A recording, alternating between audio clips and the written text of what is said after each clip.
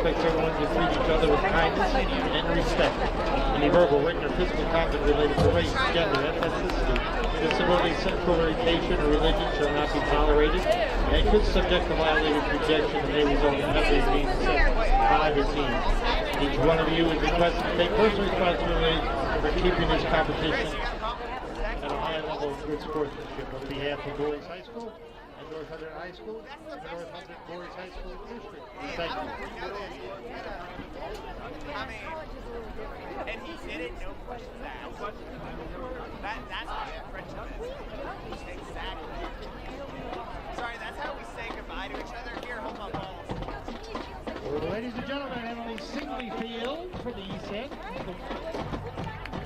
The Voorhees High School Marching Band, under the direction of Joe Reynolds, for your pregame entertainment.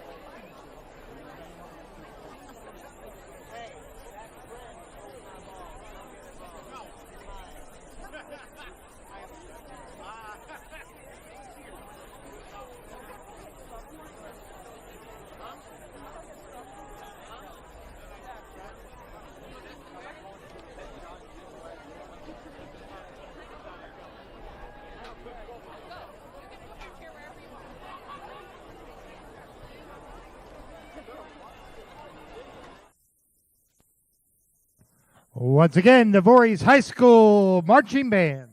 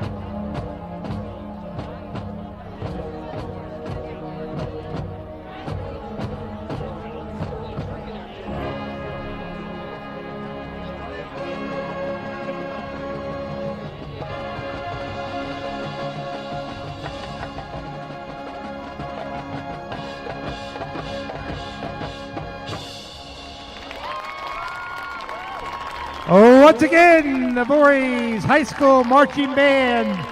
We like it, Joe Reynolds. A little Lion King performance under the direction of Joe Reynolds. Welcome to the 49th annual Milkcan game here at Singley Field. 1975 Voorhees High School opened, sending 6 of the 12 sending districts over to the new high school on the hill. Longtime Hunterdon County Democrat, Hunter Review Sports reporter Low Snare decided there had to be a need for a rivalry trophy. As the two schools plan to play district super.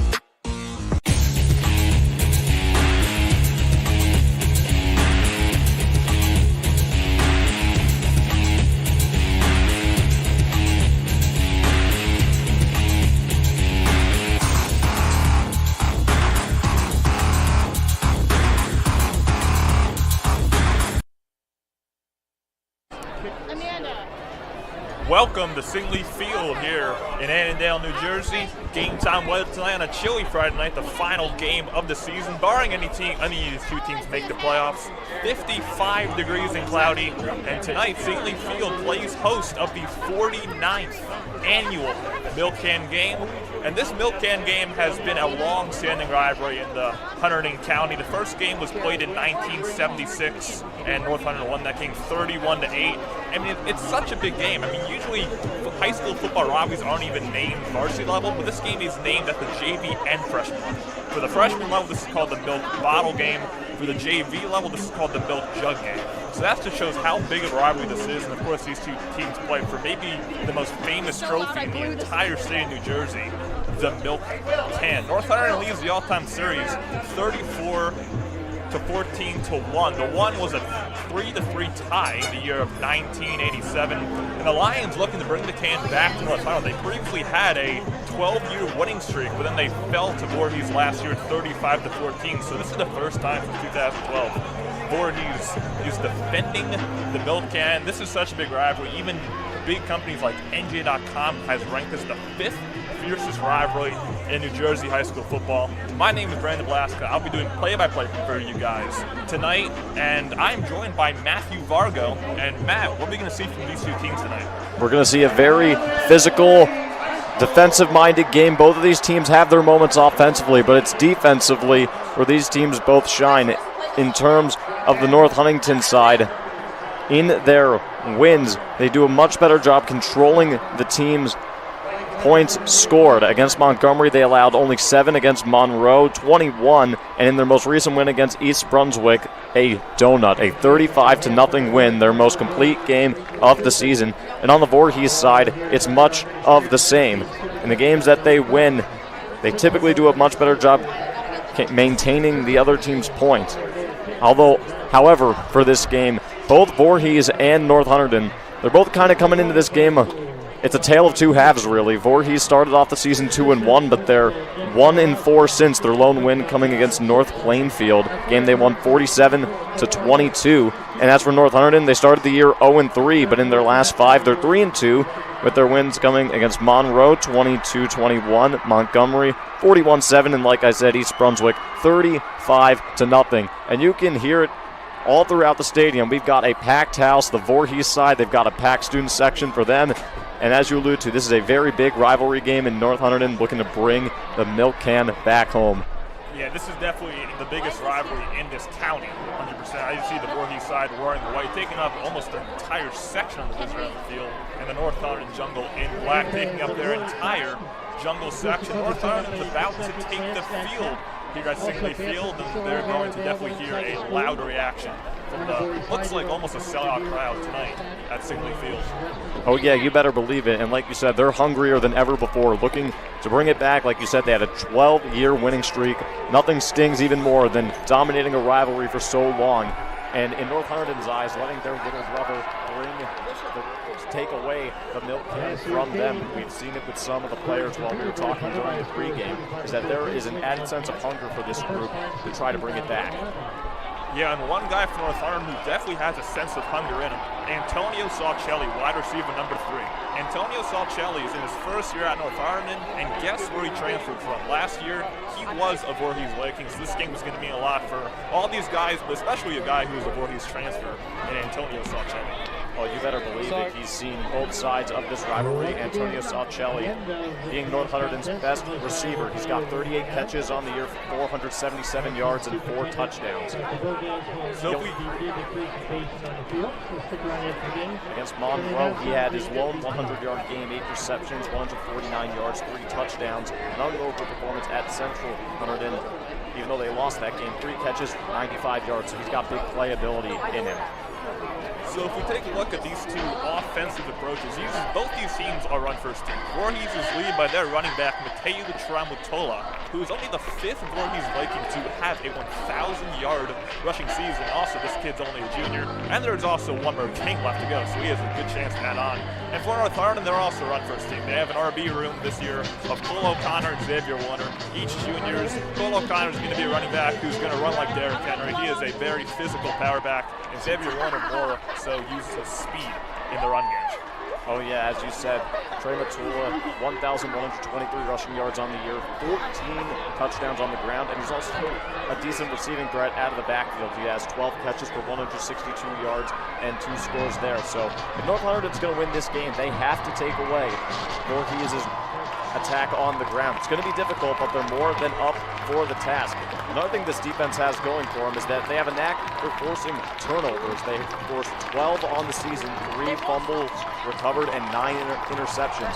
So if they could take away the ground game, that opens up plenty of opportunities for the secondary to eat, as Voorhees' quarterback, Sam Meekins, has a tendency for throwing interceptions. He has 7 on the year. Now, he does have 16 touchdown passes, but a lot of that is opened up by the run game, so that's something the Lions really need to slow down.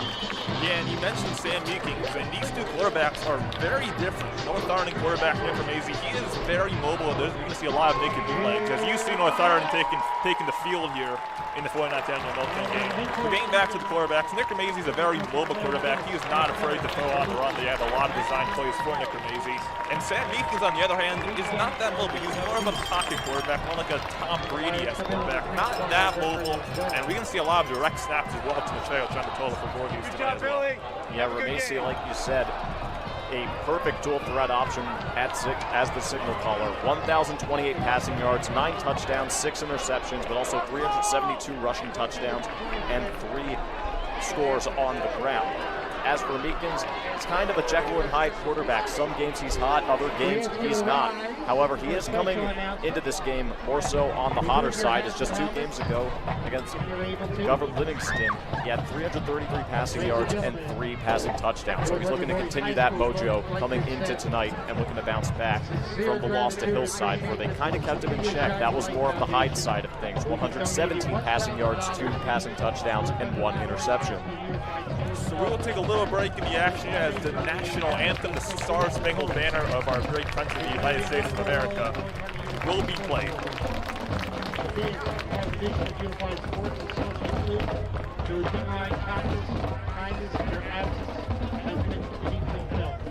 This generous donation will be used to elevate our unified athletes' spirit as communities community in a positive way. Thank you again. About the 5, maybe just across it, opening up seconds and go from the 4 or 5. Yeah, outside of that Ramese run and that one run by Cole O'Connor, the Vikings have done a good job maintaining the run game. A team that's known for kind of dominating the run on the offensive end is stepping up on defense. The Voorhees defense has struggled a bit in the last couple weeks, but so far they look pretty good tonight. Ramese hands this one off. Xavier Warner is into the end zone for a North Hunterdon touchdown. Xavier Warner in the end zone for the 2nd straight week, and the Lions strike first in the 49th annual Milkcan game. Yeah, this is the kind of start you want from the offense. You're granted a short field. You don't waste that opportunity. You get your home fans excited, 6-0. And now for the Vikings, they got to play catch-up, and it's not something that they're particularly good at, as we've seen throughout the year. If you get this team down early, just kind of throw them off their game, and they tend to abandon the run. Lance Demeraux on to attempt the extra point for North Hunterdon. Graham Burks, the holder, number 2. Good snap, good hold, and a good kick. So it's 7-0 North Hunterdon. We will see how the Vikings answer back on their next offensive drive with 6:34 to go in the first quarter. Lions up 7. Yeah, and you mentioned it with Warner. The 2nd time in back-to-back weeks he finds the end zone. At East Brunswick, 9 carries, 80 rushing yards, and a score. It's a good way to keep him involved and not rely solely on Cole O'Connor. Yeah, Xavier, as I mentioned in the opening, that running back room of Xavier Warner and Cole O'Connor, both of them are juniors, and both of them definitely have a good future ahead of them. The run styles are different, but that's what makes it such a great combination in the backfield for the North Hunterdon Lions. Absolutely, and if you look at the skill position talent all throughout this roster, like Antonio Saccelli, Grant Hillman, Anthony DeSimone, Dan Figursky, all these guys are juniors, so they'll be coming back next season. They don't have to really worry about that. And also Nick Ramese, a junior as well, gives them a chance to develop chemistry going into the future. But here, we're only focused on the present, and they're focused on getting this Milkcan back, and it's a great start to doing so. Lance Demeraux kicking off. Logan Dearney, number 2, back to return for the Voorhees Vikings. Demeraux with a little line drive kick. Dearney will catch it and return it. Dearney to the 20. Dearney will be taken down at the 25, maybe just across it. And that's where the Vikings will start their second drive of the night. Yeah, Logan Dearney, the junior, with 14 catches, 135 receiving yards, and 2 receiving touchdowns coming into today. A pretty decent return, all things considered. Anytime you can get it past the 25, it is a bonus.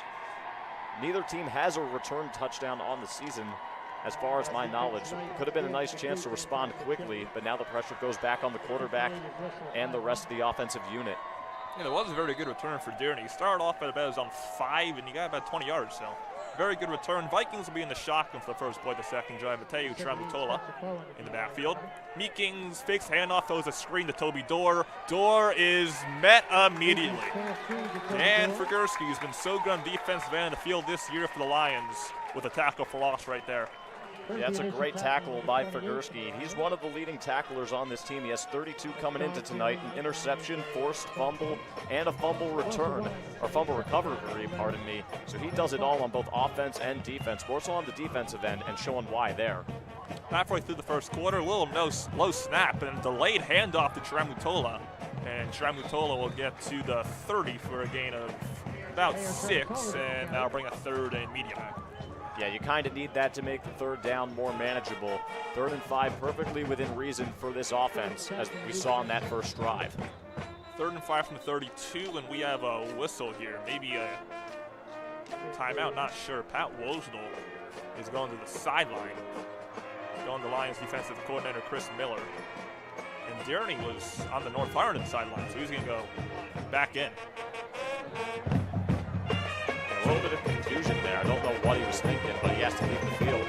Wozel's back in now. In for the Vikings, number 3, and Rylan Benitez. So it'll be 3rd and 5 from the 32-yard line for the Vikings, their own 32. And someone jumped, may have been James Turner, and it was James Turner, and that's going to mean a first down for the Voorhees Vikings on the offsides. Yeah, for Turner being a senior on this group, you don't want to have that. And he is a solid contributor to the defense with 19 tackles coming into tonight, but he gives the Vikings a free first down there, and that's something for a coaching staff. Makes you sick to your stomach to see they're giving up free first downs. Yeah, JT has been very good for the Lions this year. Big nose tackle. Number 77, Meekings hand this one off to Tramutola up the middle. Good run. Tramutola will pick up a Voorhees first down and get across midfield. So yeah, Tramutola showing why he is such a dynamic talent in the backfield.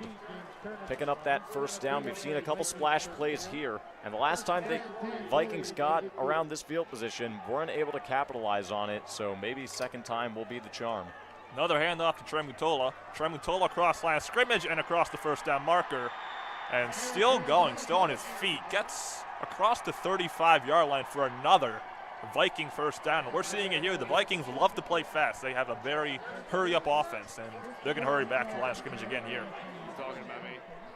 1st and 10 from 37. We have a whistle and a timeout called by North Hunterdon. So with 5:15 to go in the first quarter, Lions have a 7-0 lead over the Voorhees Vikings. When we come back, it'll be 1st and 10 Voorhees from the North Hunterdon 37. And he'll pick up by a gain of about 3 or 4, and that'll bring a third and manageable. Yeah, that was too much of Ramesi right there. Coming on that play uncovered was number 21, Madden Kramer. He was able to run by him, but then has to beat out 2 linebackers to try to gain some extra yardage. It was just too much for him. But a positive gain is a positive gain, and it's certainly within their range with all this skill position talent to pick it up. Madden Kramer's had an incredible year defensively for the Voorhees Vikings. 3rd and 7 from their own 48. Grant Hillman, number 14, in motion. Ramesi high snap. Gonna roll it out. It's gonna throw here. Under good pressure by Kramer again. He throws it Salcelli's way. Vikings sideline think it's a pick, but it's ruled incomplete. But once again, we saw Madden Kramer get right by Ramesi in just a few seconds. Yeah, he's showing off his speed there, and that's on back-to-back plays, so I don't know if the play design has him unblocked coming off the edge or if he just catches them off guard as a result. But if you're the Vikings, this is what you like to see. Although you don't pick up the onside kick, you force a 3-and-out, and you get your offense back on the field, and they've got momentum now from their previous drive, going all the way for a score. So punter number 13, Lance Demerel, will punt for the first time tonight. Back to return Logan Dearney for the Vikings. Demerel's punts away. Not a bad punt. Dearney will away fair catch, and it will bounce. Friendly North Hunterdon bounce. Trying to get it to go further. Looks like that's Aiden Hurley. And the Vikings will start this drive from, looks like, about the 26-yard line. And they have a chance to get, if they get any points on the board, they have a chance to take the lead for the first time tonight.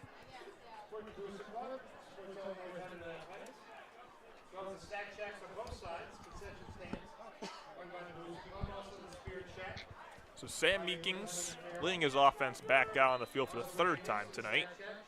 Vikings in their first drive fell short after failing a fake punt, and then their last drive was capped off by a Matteo Tramutola touchdown run.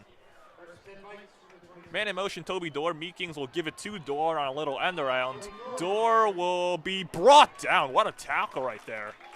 Believe that's Aiden Hurley, I want to say, but that's a great tackle by whoever that was. 2nd and 10. Yeah, regardless, that's great in open space, maneuvering your way through the blockers, able to bring Dorr down. And he's not an easy guy to bring down by any means. Coming into tonight, he has 8 catches for 126 yards and 2 touchdowns, so he's another very talented receiver for the Vikings. Meekings handoff to Tramutola up the middle, and he'll get a good gain right there of about 5. And we're seeing what Matteo Tramutola has done all year right now. I mean, he's just so powerful, it's almost impossible to bring him down. And he's had such a good start to this game. 3rd and medium, Voorhees. That's why I want to feed him again on this play. 3rd and 3, and I am confident in the O-line and Tramutola to pick up 3 yards here, give him the rock, and see what he can do. Yeah, we'll see what the Vikings do here. They got a man in motion in Sean Torino. 2:20 to go in the first quarter, 7-7 game. Meekings will give it to Tramutola on 3rd and 3. He's met immediately. Great. No, he's still going, actually. That fooled me. I don't know how he wasn't brought down there, but Matteo Tramutola picks up a Voorhees first down. I'd have no idea how he was able to pull that off either. You're just as confused as I am. But Tramutola, standing at 6'2", 205 pounds, he is a menace to bring down in the backfield. Another one to Tramutola, and this time he is brought down for a gain of a yard or 2, 2nd and 8 or 9. And if you're the Vikings, this is what you want to see, controlling the time of possession early on, try to wear out this North Hunterdon defense, and they're doing exactly what they're set out to do here. And I feel like you got to give it the ball to him again, even though he only got 2 yards. He does get it again. He goes up the middle. And the Lions defense, they've been there all over Tramutola on the last few runs, but Tramutola's ability to just stay on his feet has really made this a good drive for him. It'll be 3rd and medium for the Vikings, and again, they're hurrying up to the line of scrimmage here. Meekings looks like he's going to throw, has an empty backfield. It's a screen to Dearney. Dearney's got to go backwards. Grant Hillman with a great tackle to bring him down and bring up a 4th and long for Voorhees. Yeah, that's an interesting play call, and it fools no one. Grant Hillman sees it almost immediately. A very talented corner in the secondary, came into tonight with 16 tackles on the season. And this is a great response by North Hunterdon, forcing a punt, although they did fake a punt last time, so fingers crossed. We'll see if that's the case. I mean, with what we've seen tonight from Voorhees, we never know what they're going to do. They could very well fake this again. Last time they faked it, they threw it with Tramutola. But we'll see. Back to return for North Hunterdon, Grant Hillman, who just made the great tackle.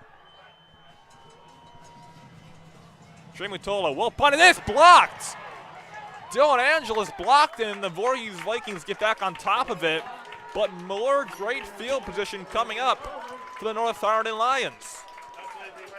Yeah, this has been a special teams nightmare for the Vikings. You fail on the fake punt, and now you have this punt blocked. And I feel like Tramutola waited way too long to finally kick the ball away. It thought maybe for a split second he was going to try to run up the middle, maybe go for another fake punt. But regardless of what the call was, it was a slow developing play, and it just didn't have any chance for success. Yeah, I initially thought that was going to be another fake punt. Tramutola was going to keep it, but not the case. It's a very delayed punt and a block for the Lions special teams. Ramezi, first play of this drive, give to Xavier Warner. Warner had a touchdown earlier, and Warner's going to get a great gain on this next run, gain of about 15, and that's good for a Lions first down. It's a gain of 9. I don't know why I was saying 15. But gain of 9 will bring up 2nd and short for North Hunterdon. Yeah, I'm not running a play here with the clock so close to the end of the first quarter, and I think that's exactly what they're going to do. So, yeah, Lions will take this to the end of the first quarter. After the end of the first quarter, it's 7-7 North Hunterdon. When we come back, Lions will have it at the Voorhees Vikings 29-yard line.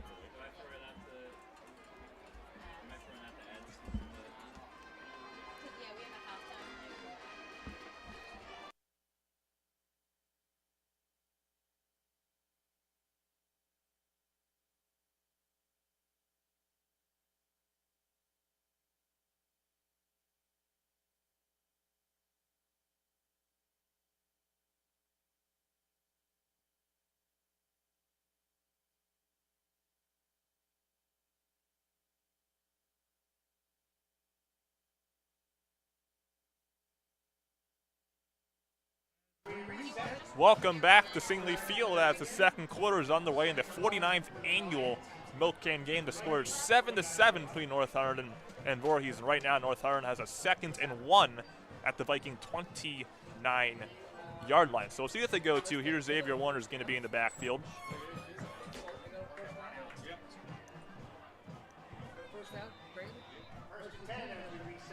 After it's reset, it's actually going to be a first down for the Lions, and it's going to be a run for Xavier Warner up the middle. Warner showing off some power on that run, and he's close to the first down marker, may have gotten it. Another good run for Xavier Warner. This has been his drive so far. Absolutely, and you could argue it's been his game thus far. He was the guy who ran it in for North Hunterdon's only touchdown of the evening thus far, and both teams are really doing an excellent job on the ground. It's been a case of the running backs between Trey Matola and Xavier Warner, and I want to keep giving him the ball throughout the rest of the game. I'm honestly preferring him over Cole O'Connor the way Warner's running the football. 2nd and 1 from the 19 for North Hunterdon. D. Simone, the tight end, in motion. Ramezi is going to throw on 2nd and 1. Ramezi looking, throwing end zone, incomplete, intended for the former Viking Saucelli. This went in and out of his hands. 3rd and 1 Lions. Yeah, that's a tough break for Saucelli right there. Looks like the throw was a little bit wide of him, but it hits him in the hands. You have a feeling maybe he should have came down with that one, but it's still 3rd and 1. No need to panic. I feel like on this play, go back to your bread and butter, give Warner the ball, and let him pick up that first down. I feel that was a great throw from Nick Ramezi. He put it in a place where only Saucelli could get it, so good throw by Ramezi, but just fell incomplete. It is 3rd and 1. You got Warner in the backfield again. It's a give to Warner. He's going to get a first down and more. Warner taken down at the 15. Yeah, it takes around 4 Vikings, 4 guys in white jerseys to bring him down. Warner, more of a speedy back than a power back. That's Cole O'Connor, but he has shown off some toughness and strength on this drive. As you said, moves the chains, and they're back in the red zone. Actually, they're saying this is 3rd down and short as of right now. I thought it was definitely a first down, but right now they're calling 3rd and inches for North Hunterdon. There's a flag on the play, so that could be why. And it looks like it's coming back. So maybe holding on North Hunterdon. It's actually a legal formation on the Lions, so they will move back and that run will be negated. Yeah, and that's a penalty that's going to sting. It goes from 3rd and 1 to 3rd and 6. You have to imagine they go back to the air attack, but not a bad thing whatsoever with Ramesi, because he does hit, like you said a few plays ago, Antonio Saucelli in stride for what could have been a touchdown. Try to go back to him here maybe on this play. A 3rd and 6 run to Warner, and he's going to be short of the first down marker, gets a yard or 2, and that's going to bring up a very interesting decision here for the Lions. On 4th and 6 from the 24, will they go for the field goal or go for it? Looks like they're going to go for it. I like the aggressiveness here. This is going to be a long field goal, and if you don't get it, then you're giving the Vikings some decent field position. I like having faith in your offense to try to pick up these 4 yards, keep this drive going. So it'll be 4th and 4 from the Voorhees 24 for the Lions. Big play in this game so far. Man in motion for the Lions in Saucelli. Ramezi takes snap. He will throw. Ramezi over the middle. Hillman goes in and out of his hands. And that's going to be a turnover on downs For the Lions, Vikings get a huge stop defensively. Yeah, for Hillman, it looks like on that play, he was open. It looks like it went right through his hands. Ramesi with a lot of juice on that pass, maybe caught Hillman off guard there.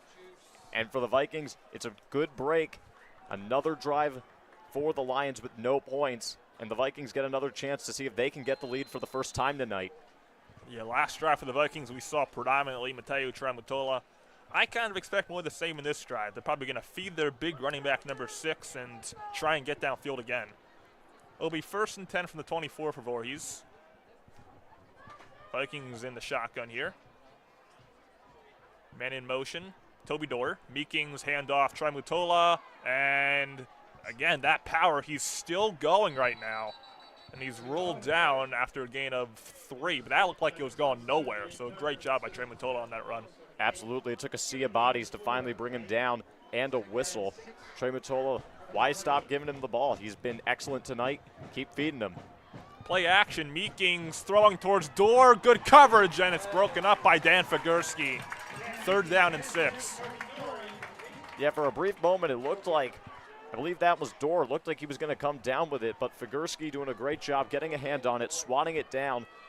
And again, every time the Lions offense isn't able to come away with points, the defense has stepped up to keep the game from getting out of hand, and they're one play away from getting off the field. 3rd and 6 for Voorhees. Meekings will throw. Rolls out. Meekings will decide to keep and not roll a runner, and he's going to be taken down out of bounds short of the first down marker. This will probably set up another punt situation for the Vikings. Lions defense does it again as you see Pat Wolschow flexing towards the jungle. Yeah, that was a great play to try to prevent the first down. I believe he is about a yard short, and it would be really ballsy for the Vikings to go for it again after the fake punt doesn't work out, and then waiting way too long to kick the ball away and having that get blocked, but they're going to go for it. Wow. Yeah, they're going for this here from their own 33. And they may have tried to draw the Lions offside. That might be all this is. May not even run a play here. 4th and 1. They're in the shotgun.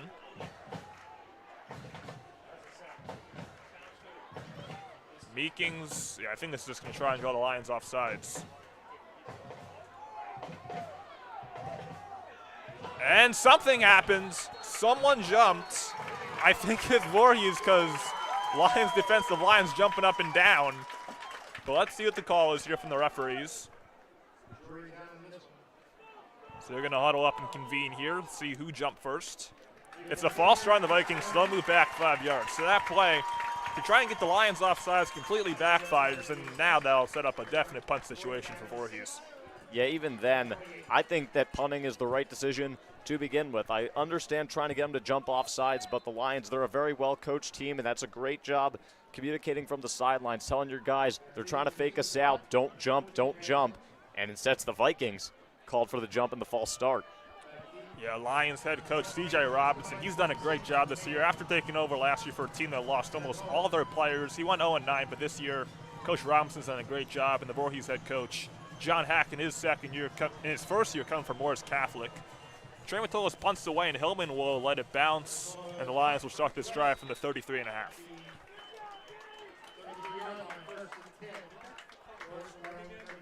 So smart decision by Hillman just to let it go. Decent field position coming up for the North Hunterdon offense. Yeah, it certainly is. And if you're the offense, I understand that you only have gotten points on your first drive of the game, and you've been held out of the end zone since, haven't gotten a point since, but I still feel like stick to the ground game. It's your bread and butter. You're averaging 142 rushing yards per game. I like that you're sticking with Warner in the backfield. He's been the more dynamic runner tonight. And outside of a couple crucial plays that kind of were flubbed here and there, they should be winning this game, and they get a chance to get the lead. Warner gets it again, but this time he's met immediately. Matteo Tramutola, the Voorhees running back, over that to stop the North Hunterdon running back, and Warner just gets to the line of scrimmage, 2nd and 10. Yeah, Tramutola's been doing it all tonight, offense and defense. He's the unquestioned MVP of this group. And if you're the Lions, think maybe now, I said to start on the ground, and they did. Maybe try to go for the air, maybe try to set up something in the screen game. But we'll see here on 2nd and 10. And Tramutola also punting tonight as well, so he's just a Swiss Army knife for Voorhees.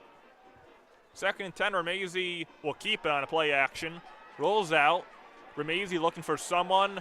Drops back, throws, and what a catch by Figurski. He's still on his feet. Dan Figurski to the 25-20, 10-5, and that's a North Hunterdon touchdown. What a play by the junior, Dan Figurski, and that gets the Lions back on top 13-7. This is the typical no, yes play. The perfect textbook definition of it. Ramesi rolling to his right. He's contained very well by the defense. And you're thinking, just throw the ball away, just throw it away. But he gives Figurski a chance, and he's able to bounce off a couple tacklers, and then it's nothing but clear grass ahead. What a play for the Lions, and the fans are charged up after an insane turn of events. Insane is definitely the right word to use. That looked like it was going nowhere, maybe even a loss, as Lance Demerel was on to attempt the second extra point of the night, and he buries it just like he did his first. So it's 14-7 Lions. Vikings coming back on the field. It also looked like on that play that D. Simone, number 84, he was open underneath, and Ramesi had a chance to maybe just dump it off to him, but he was looking for the big play. And thankfully for the Lions, Figurski able to get that big play. And now if you're the Vikings, that is a crushing blow. You did everything perfectly on that play except knock the ball down, and now you're down 14-7. I mean, you mentioned how that was a great play from Ramezi, but also Figurski. I mean, he was at the far sideline. He cut all the way across field at about the 50. And then after he did that, he ran from the 50 all the way to the end zone. That's definitely cardio for Figurski. That was incredible.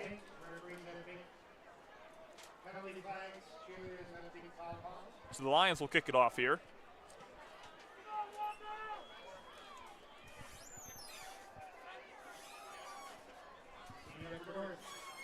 So far, this 49th annual Milkcan game has not disappointed. We've had a good one so far.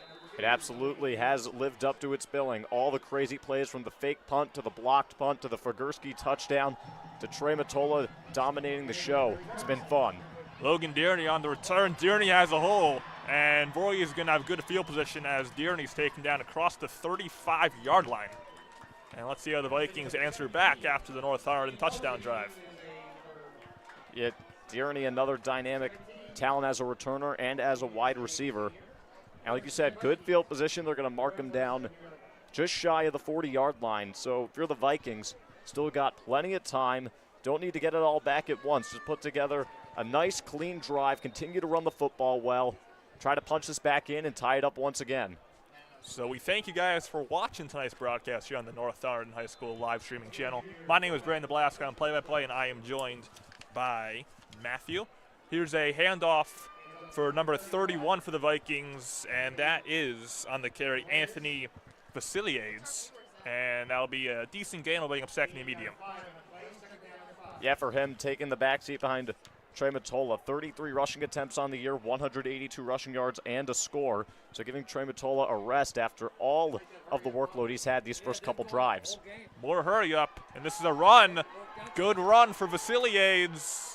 First down Vikings gets across midfield. So once again, that's what Voorhees does offensively. They are a team that loves to play fast, and that works to their advantage here. They move the chains. And when you think of a team that likes to play fast, you think of a pass-happy team that likes to sling the ball around. That's not this group. They average 175 rushing yards per game, and they're showing why. Vikings hands this one off up the middle. Trey Matola's back in the game, and you can probably tell it's Trey Matola based on how he's still going with about 3 Lions on his back. Second and short for the Vikings. Yeah, that's the classic case of making something out of nothing. That's not necessarily the right way to describe it. He made a good run into a great run, nearly picking up the first down. We got a man down here for the North Hunterdon Lions, so we'll get to a little bit of a stoppage here. 14-7 Lions with 7:40 to go in the first half.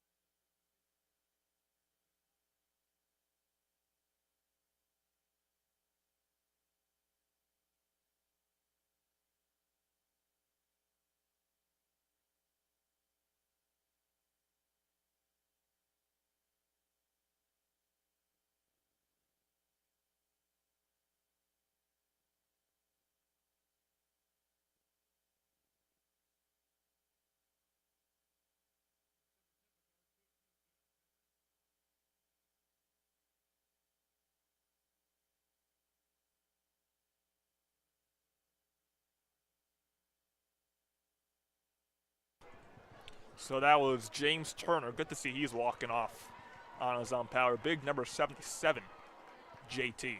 Nose tackle for the North Hunterdon Lions defense. Yeah, he's one of the main elder statesmen of that D-line. Him alongside Luke Testa, Spencer Poe, among others. He's one of their senior leaders. It'll be his last game with the Lions. And knock on wood if you're a North Hunterdon fan that he's able to return for the game, because they're going to need him. So there was a penalty on the Vikings. It was an illegal formation. So it's first down and 15 from their own 47. Vasiliades gets another carry. Going backwards right now. And behind the line of scrimmage, taken down. Good job with the Lions defense. That'll bring up 2nd and 16. Yeah, Vasiliades, he just wasn't able to find the hole, and that's credit to the front 7 of the Lions, not really giving him anything to work with. Kind of forced to just fall down close to his own sideline. Actually, they called that a gain of 1, so it's 2nd and 14 from the Vikings now at the 46. In the shotgun again. We're seeing Trey Matola get a big break this drive because Vasiliades is in the backfield again. Meeking's going deep.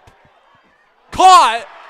And then broken up. Then it's number 3 for the Vikings, Rylan Benitez. That was Grant Hillman on the coverage. I thought the ball came out for a second there. But what a throw for Meekings. What a catch by Benitez, and the Vikings have it at the Lions 10. Another deep ball dime from Meekings. Like you said, finding Benitez. He did maintain control of the ball, but then while trying to fight off Hillman, he lost it, and he's lucky the ball bounces out of bounds because that would have been devastating had it stayed in the field of play. He wouldn't have been able to make a play on it. Yeah, it looked like it was a fumble that went out of bounds. Handoff to Trey Matola back in the game. Trey Matola powering forward. He stays on his feet, spins and scores, and the Vikings get a touchdown. Trey Matola 2nd of the night, and they're an extra point away from tying it up. How on earth did he find the end zone there? Running towards the sidelines, nowhere to go, able to spin off several tacklers and dive for the end zone. Trey Matola is stealing the spotlight tonight. His 2nd time he finds the end zone, as you said. What a half we have here between these two schools. Yeah, this is peak Milkcan football, what we're seeing tonight. These teams never disappoint, as we'll see an extra point here for number 0. But the Vikings made his first. The holder for Voorhees, Luke Bartnett, and the extra point is good. And this game is tied at 14 apiece. With 6:46 to go in the first half, Lions offense will come back on the field. This, as you said, punch, counter punch has been the name of the game. Neither school being able to get a big lead or anything. Anytime these schools have had chances to really kind of pile on, they've been unable to do so. No team has led by more than 7. We're tied once again. And we'll see if the Lions, fresh off that crazy play, courtesy of Figurski, can try to get the lead back. So the Lions are in a huddle, and so are the Vikings. The Lions will take the field now. So it'll be a kickoff for Voorhees, and the Lions will try and get good field position here on their return. Looks like Cole O'Connor will go back to return for North Hunterdon. And I like the aggression, as I've been saying all throughout the broadcast, that Voorhees is willing to do anything to try to get the edge, as they went for an onside kick that didn't work last time they kicked off. I feel like at some point you kind of just have to play by the book and try to kick the Lions back deep, not keep giving them these short fields. It hasn't bit them as much as you think it would as we got a tie score, but at some point, at what point are you just kind of messing with your own chances and really kicking yourself with all these decisions? So 2 back to return for North, Saucelli and O'Connor. We'll see if the Vikings actually kick it off here. It'll be Dustin Moak to kick it off. And he will kick it off this time. O'Connor is going to play it on a bounce. Cole on the return. Cole O'Connor to the 40. O'Connor, 45, taken down out of bounds by Travaskis. And once again, North Hunterdon will have great field position to begin a drive. And if you're the Voorhees coaching staff, you just got to tip your cap. As I said, they played by the book, they kicked it deep, and that's just a big-time player making a big-time play to give his squad great field position once again. I feel like a broken record saying that. It feels like every time the Lions start off a drive, they always get favorable field position. Yeah, the special teams game has definitely been in favor of North Hunterdon tonight. They've been incredible on that side of the ball. And Cole O'Connor, not a guy who usually returns kicks, but he returns that one here, and obviously does a great job on that. Lions have it at the 45-yard line Fishwick to begin the drive. And then the shotgun, Warner's in the backfield. Figurski in motion. Ramezi will give it to Figurski. Figurski will juke and get to midfield for a gain of 4 or 5. Second down and 5. It was a gain of 5. Lions have it at the 50.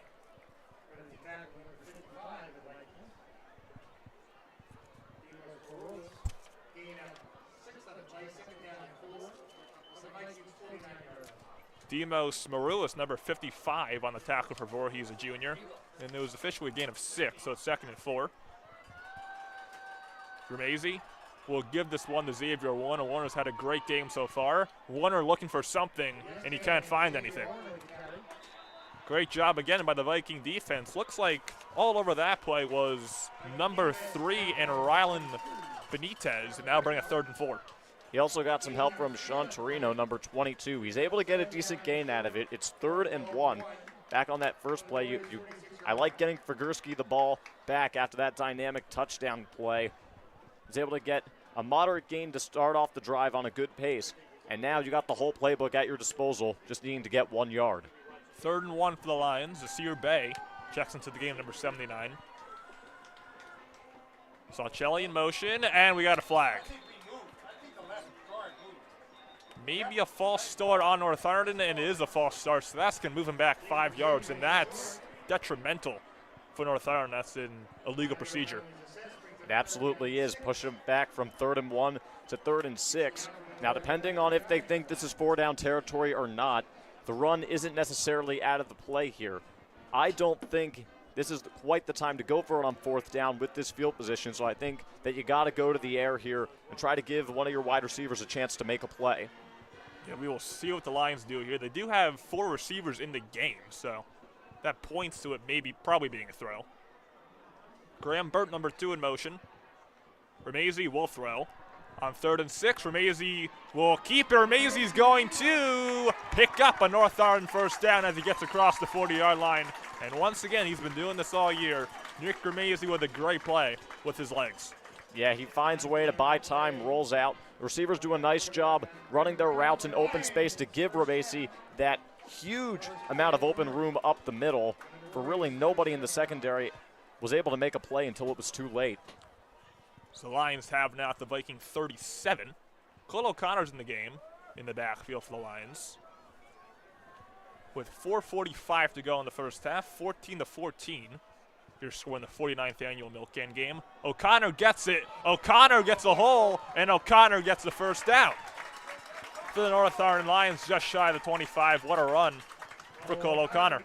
Yeah, this is another great drive by the Lions, keeping pace with Voorhees, a chance to get the lead back following the Vikings' touchdown drive, sticking to their formula for success, running the football with some timely passing sprinkled in. And in a game like this, you can't abandon the script and abandon your identity in a game of this magnitude. It was a gain of 11 for O'Connor. Ramezi will give it to him again, and O'Connor's not going to get as much here. He's going to get a gain of about 2, it looks like, and that'll bring up 2nd down. Yeah, that was 55. Marolis getting into the backfield early, not allowing O'Connor to have the opportunity to get a much bigger gain than he ultimately ended up getting. Only a yard, able to drag him down and prevent any kind of forward momentum. So it'll be 2nd and 9 from the 25 for the Lions.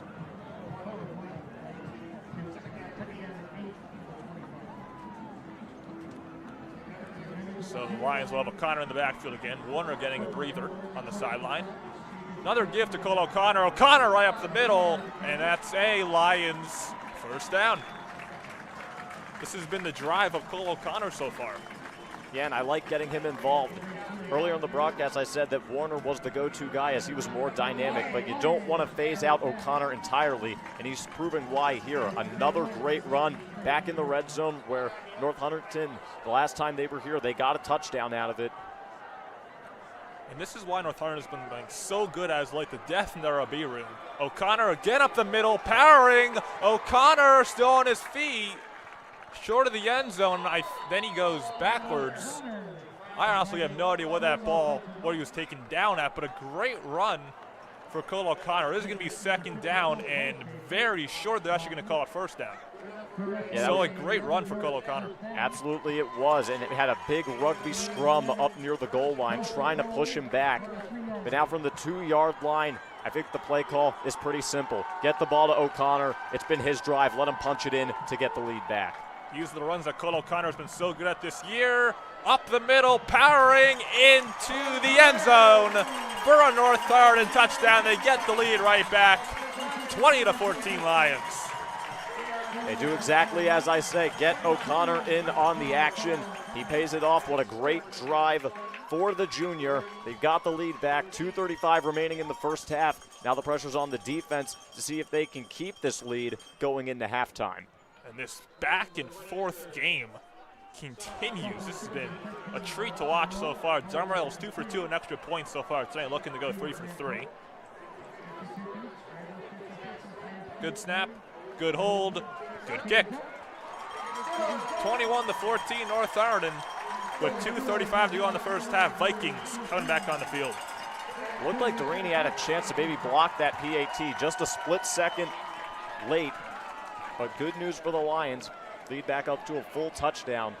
And for the Vikings, with all 3 timeouts at their disposal, you don't really have to worry too much about abandoning the run game. You can stop the clock 3 times, also by getting out of bounds.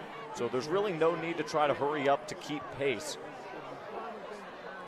This is a very big drive for the Voorhees Vikings because they got the ball first. North Hunterdon's going to get it to begin the second half. So if they can get 6 on the board, potentially tie the game going into halftime, that'll look much better than maybe giving the Lions a chance to get the ball back before the end of the first half and potentially make it a 2-score game. So this is a big drive.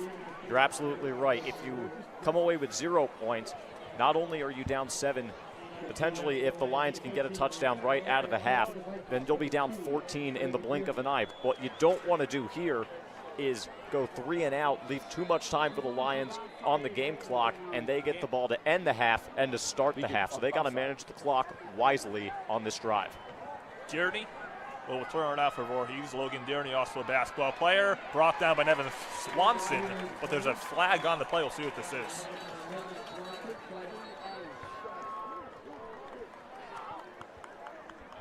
Sorry, I wasn't in a very good spot right there. Potentially a block in the back on Voorhees. We'll see. Yeah, typically on plays like this, whenever there's a special teams penalty, it's usually always on the return team. That's exactly what this is. Yeah, so it is a block in the back on Voorhees. They'll move back, and it'll be a little bit of worse field position for the Voorhees Vikings as they'll move back, looks like, to the 15. They'll move back 10 yards.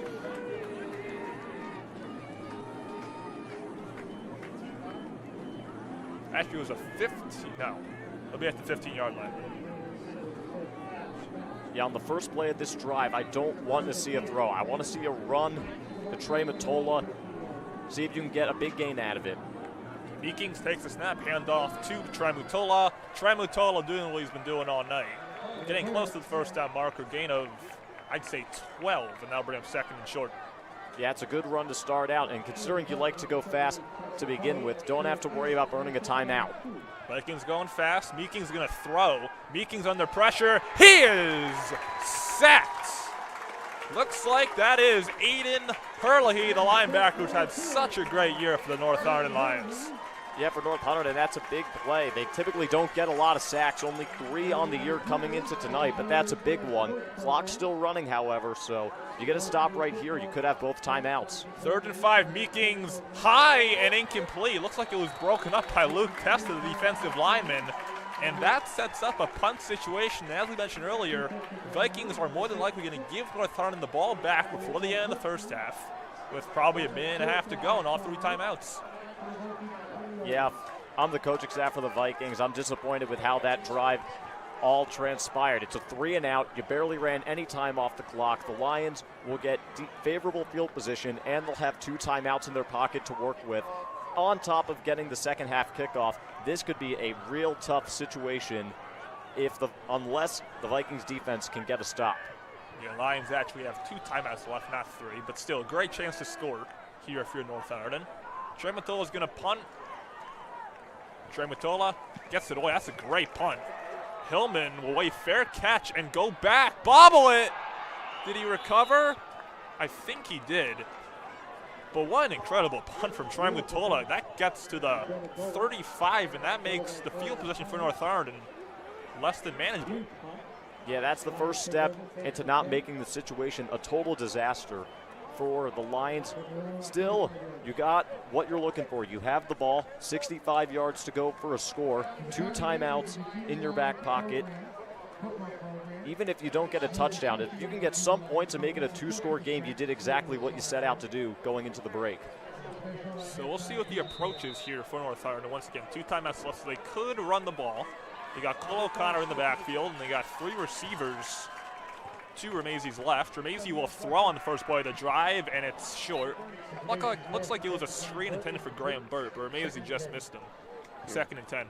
Wouldn't be surprised if there was also a hand on the ball, because that ball came out very wobbly, didn't find its intended target, well short, and the clock stops. So maybe, just maybe, depending on what the Lions decide to do, maybe the Vikings could get it back, but the defense has to hunker down for 2 more plays.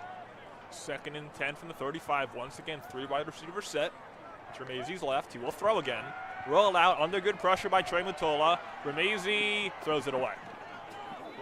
Could be a late hit. Ramazzi ran into team manager Nicholas DeSimone. There's a flag for a late hit. And that looks like it's going to be a big break for North Hunterdon. Looks like the team manager's okay. Flag on the play. So I assume this is going to be a late hit penalty on Voorhees.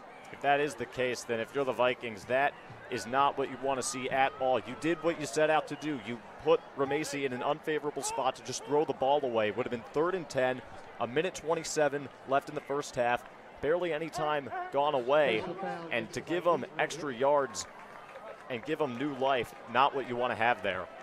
Yes, so that penalty gives the Lions a new set of downs as well. So that is just huge. They're going to move up. Looks like 15 yards on that penalty, and they'll have it just across midfield.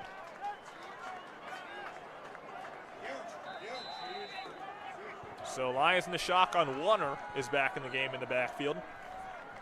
From the 50 exactly, Ramazzi rolls out. Ramazzi going deep, intended for Figurski. It's underthrown, and Figurski had to play defensive back right there to break up a Deary interception. And now bring up 2nd and 10. So close for a momentum shifter for the Vikings. But a great play by Figurski, able to get his hands, make it difficult for any potential interception. And if you're Ramazzi, you dodged a bullet right there, but you can't try to force a throw like that when you really don't need to with so much time left in the half. There was a penalty on the play. It looks like it's holding on North Hunterdon, so they'll move back 10 yards to the 40.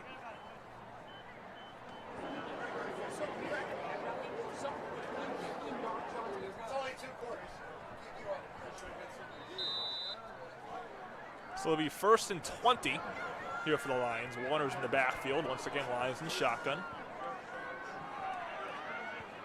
Ramazzi takes a snap.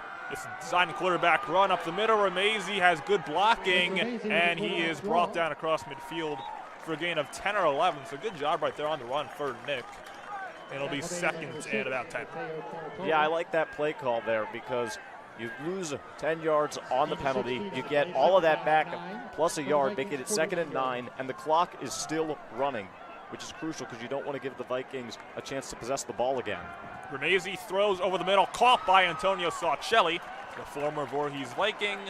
Short of the first down marker, but a gain of about 7, 3rd and short.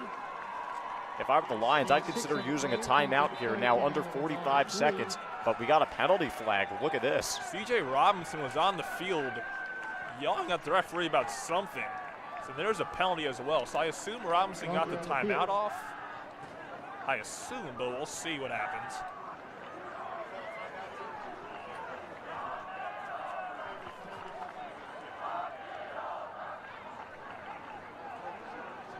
It's going to be 3rd and 3 when we come back. I'm not quite sure if a timeout got called or I don't know, but there's a flag on the field which does stop the clock for now. Yeah, it did look like there were some extracurriculars after the play, some players talking to each other, maybe some shoves exchanged, and you see the frustration coming from the coaching staff on the sideline. Maybe they were trying to get the timeout in sooner than they wanted to, but it wasn't noticed for by the refs until we got under 45 seconds. holding the call on North Hunterdon. And that's again going to move them back. So another bad penalty taken by the North Hunterdon Lions on this drive. Now you have John Hack, Voorhees head coach, at midfield talking to the referee. So both coaches not happy with something. Yeah, in a rivalry game like this with tensions being very high, this is a very pivotal possession right before half. Lions up 21-14. Obviously, you want to get some more points to gain some separation. And if you're the Vikings, you're trying to do anything in your power to prevent that from happening, because if you fall behind by 2 scores and give the Lions the ball, it could be disastrous. So you got 45 seconds to go in this first half. The Lions will have it 3rd and a country mile. Looks like 3rd and, 3rd and 20, it looks like, for North Hunterdon. So timeout was not granted, so the clock will run. Now the clock stops again, and we have a timeout called by the Voorhees Vikings. So there will be a timeout called anyway.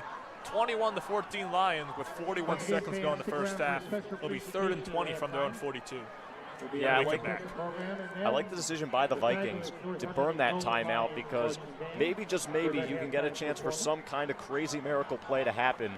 But if you don't call that, can't be the case. And even if the Lions decide to run the football, you'll still have 1 timeout to work with, so anything can happen.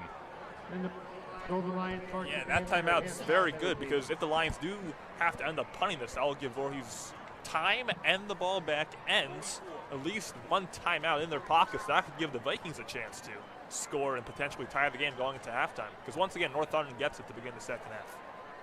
Absolutely, and if I'm the Lions, as much as you want to get points here, I feel like you got to do the safer bet. Just try to run the football, let the clock run, let Voorhees burn that timeout, and then try to pin them back deep with a punt. Points scored in the Milkcan game. So once again, this is the 49th edition of the Milkcan game. North Hunterdon leads the all-time series between these two teams, 34-14-1. Lions had a 12-game winning streak going into last year, but that streak ended on a 35-14 loss to Voorhees. So Lions looking to bring the can back to Annandale, and the Vikings looking to keep the can in Glen Gardner in 2024. 3rd and 18 for the Lions. This is more than likely a throw situation for North Hunterdon. Someone jumped, I think. There's the flag. I think that was Voorhees. Flag on the play. And that's going to give, so it's another penalty on this drive, which there's been a lot of it on this drive. The Lions will get some more free yards.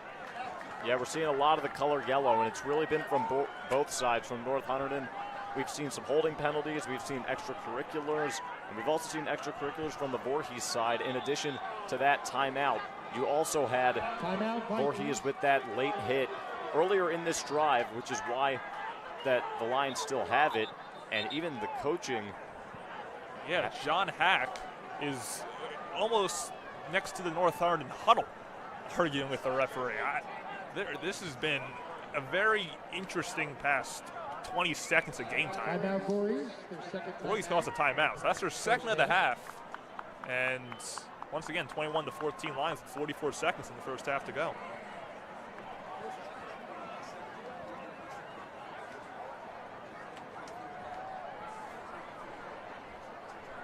Once again, if you were here for pregame, so at the halftime, stay tuned as we'll have a performance from our North Hunterdon High School marching band, so don't go anywhere because we'll have a halftime show. I think the Voorhees marching band also might have a performance, but I'm not certain about that. But we'll have at least one performance from the North Hunterdon marching band, so at the halftime, stay tuned to catch the Golden Lions marching band's performance tonight. So Lions break the huddle.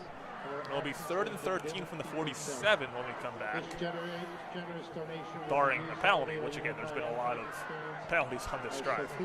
Yeah, it's been the case a lot. It's really slowed down the pace of the game. Feels like you said only 20 seconds in game time has passed, but in real time feels like 5-10 minutes. And for what the Lions and the Vikings each decide to do here, your guess is as good as mine. Warner's in the backfield on a big 3rd down in this game. Maisie looking back towards the sideline.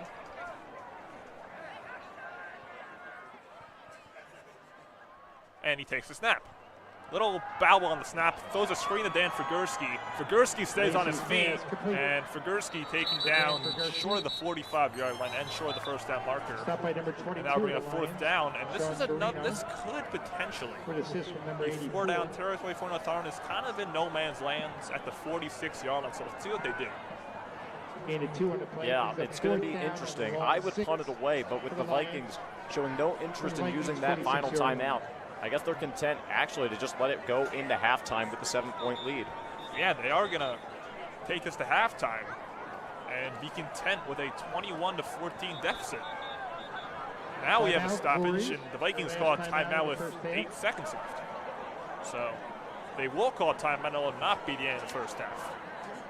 So and maybe they called a timeout with 8 seconds to, I'm honestly not sure they waited so long to call the timeout. Where are they at?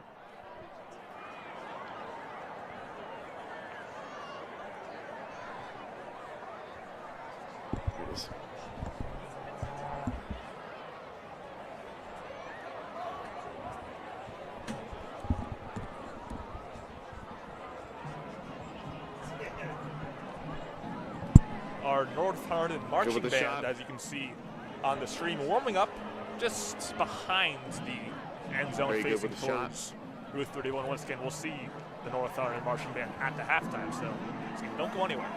There's a little performance at the half. So there'll be 9 seconds left, and it'll be a punt for North Hunterdon.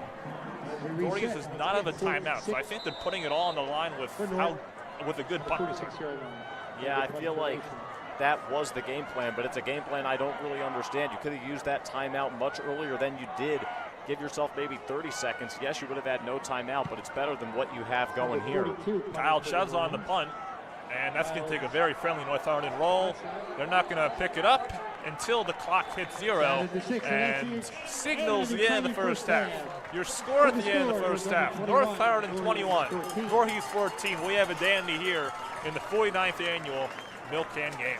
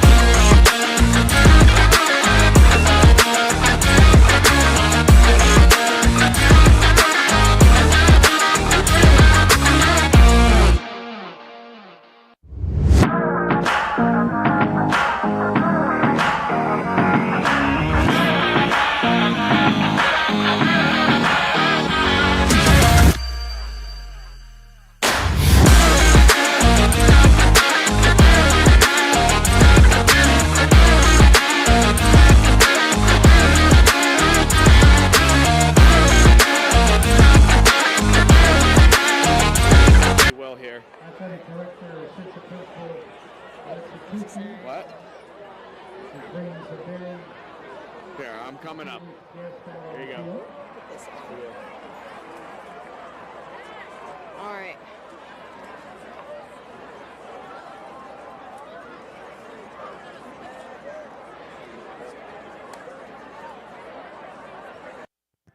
Your attention as we walk to midfield. Tonight we would like to celebrate a remarkable milestone in our community, the 25th anniversary of the North Hunterdon Junior Lions football program. This is just not a celebration of football, it is a tribute to the dedication, teamwork, and spirit that has defined that program for a quarter of a century. We especially like to take this moment to honor a key figure in this journey, Coach GM Mark Saharic. Coach Saharic has been more than just a coach. He is a mentor, a leader, a passionate advocate for the youth of our community. That's GM right there with his notable shorts and visor on at the 50-yard line. His influence has shaped not only our players on the field, but lives of everyone who had the privilege to know him. The Junior Lions program was started to give all kids the opportunity to play football from our junior levels through high school. Through both of his children were already too old to benefit from the program, he worked tirelessly with the help of program founder Coach Mike Moreland. Coach Moreland's on the field as well too, and North Hunterdon administration, Coach Dennis Howie, and the rest of the North Hunterdon football coaches to bring this program to life. From the beginning, GM Saharic brought with him a vision of inclusivity, sportsmanship, and excellence. His philosophy has always been about more than just winning games. He believes the importance of building character, fostering teamwork, and instilling a sense of responsibility in our young athletes. Throughout the years, as this program expanded from 3 teams to over 10 teams, Mark Saharic has poured his heart and soul into these teams, spending countless hours on the sidelines, coaching, practicing, and organizing events. He has been a role model for his players, teaching them values of hard work, resilience, and respect. His ability to connect with each player, regardless of their skill level, has made them feel valued and inspired to give their best. Coach Saharic was not alone in this endeavor. He was supported by his family. His father is here tonight, Alex. We call him Coach Pop Saharic. His son, Mark Saharic Jr. His nephews, Chris Saharic, Stephen Saharic, Stuart Saharic, and Corey Greberbrandt. Has worked with invaluable volunteers throughout the years, including co-founder Coach Mike Moreland, with whom Mark coached for many years. The whole Saharic family is now on the field as well.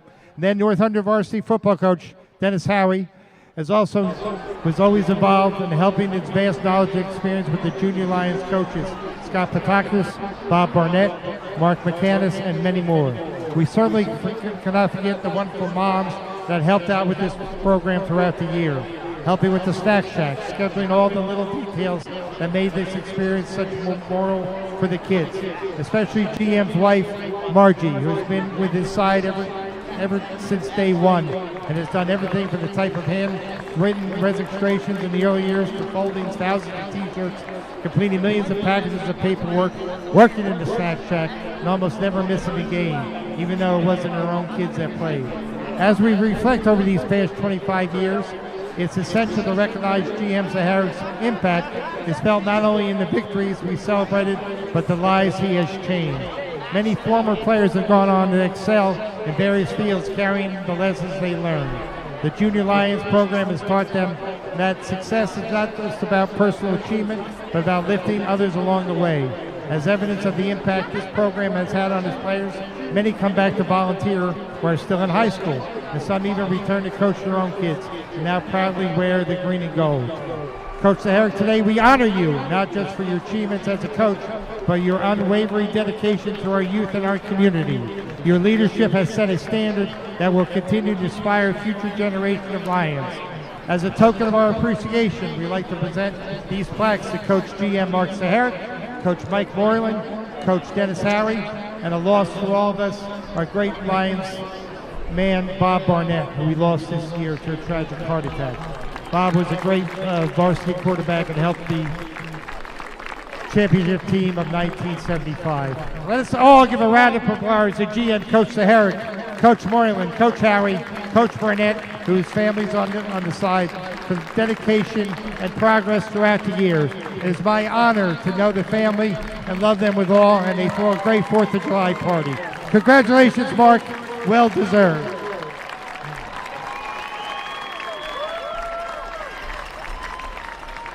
And of course, we always got to raise money. The 25th anniversary Lions t-shirts will be available for purchase for a limited time only. Follow us on Facebook and Instagram to place your order.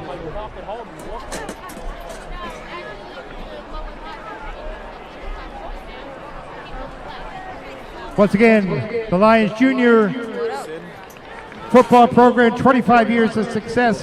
Coach Moreland, Coach Saharic, Coach Howie, Coach Barnett. Congratulations, guys.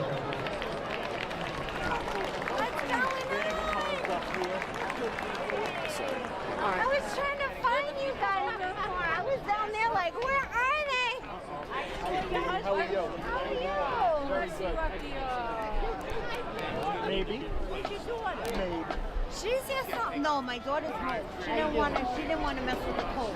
My mom. Oh, I was good. Yeah. How you doing, Mark? I'm good. I'm tired, girl. I'm tired. Between Ladies and gentlemen, for your halftime entertainment, now entering the field is the North Hunterdon High School Golden Lions Marching Band. The band is under the field direction of drum majors Kayla Blazovic and Maxwell Sklar. The color guard captain is Samantha Walton.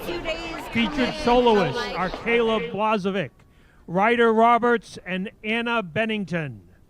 Our section leaders are Stephen Cottran, high woodwinds, Julie Zengel, saxophones, Kayla Blazovic, trumpets, Mallory Brown, low brass, Dylan Loquinco, percussion and battery, and Hayden Hauser, front ensemble. Our 2024 field show is Secret Agents. It features the iconic music of the one and only 007 himself, James Bond. Our show opens with the famous James Bond theme written by Monty Norman. Our second tune tonight is Skyfall, recorded and made famous by the incredible British vocalist Adele. We finish with a duet before our impossible mission reaches its epic conclusion. Drum major Blazovic, is the band ready?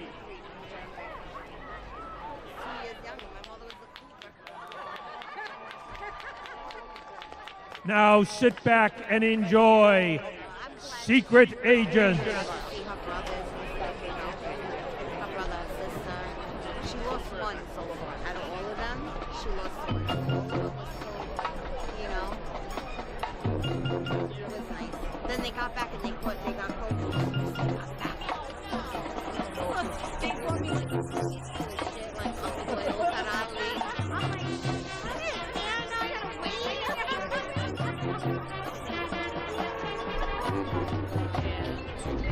They're good. My son came home. They're hanging out with each other.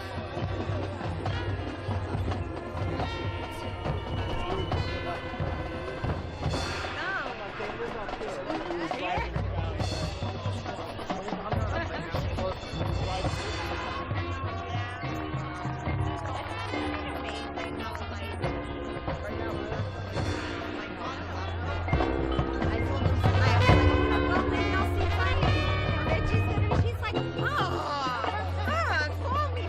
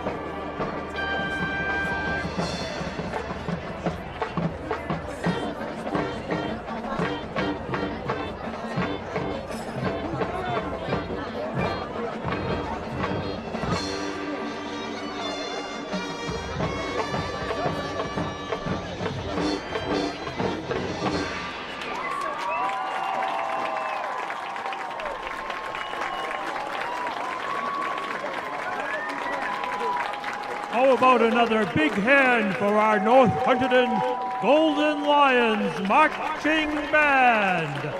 Our band president is Stephen Cottran. Vice president is Maxwell Sklar.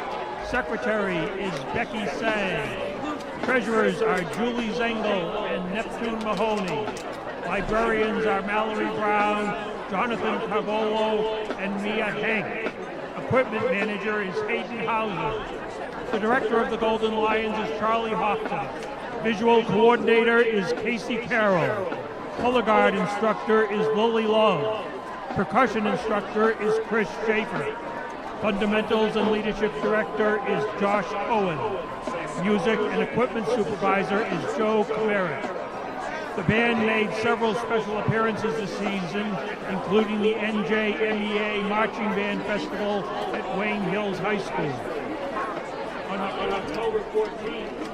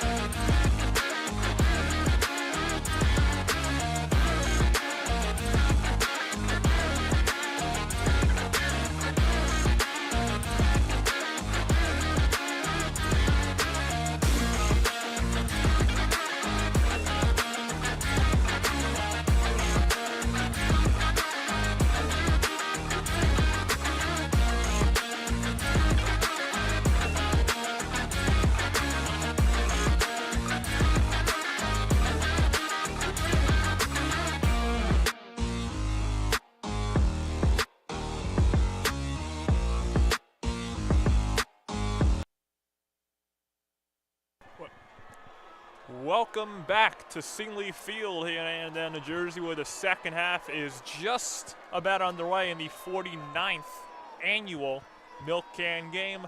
North Hunterdon has a 21-14 lead over Voorhees at this moment, and North Hunterdon's scoring tonight so far has come from a touchdown run for Xavier Warner, a touchdown reception, very impressive one as well, for Dan Figurski, and a touchdown run for Cole O'Connor, all three juniors. And for the Voorhees Vikings, they have 14 points, thanks to 2 touchdowns from star running back Mateo Tramutola. Brandon Blasco here with Matthew Vargo will take you through the second half as well. And Matt, what did you see in that first half, and what do you want to see in the second half from both these teams? What we saw in that first half was 2 teams fully committed to the run game, and both running games shining brilliantly in that first half. As you said, with North Hunterdon, the running game success was very spread out. Cole O'Connor found the end zone. Xavier Warner found the end zone.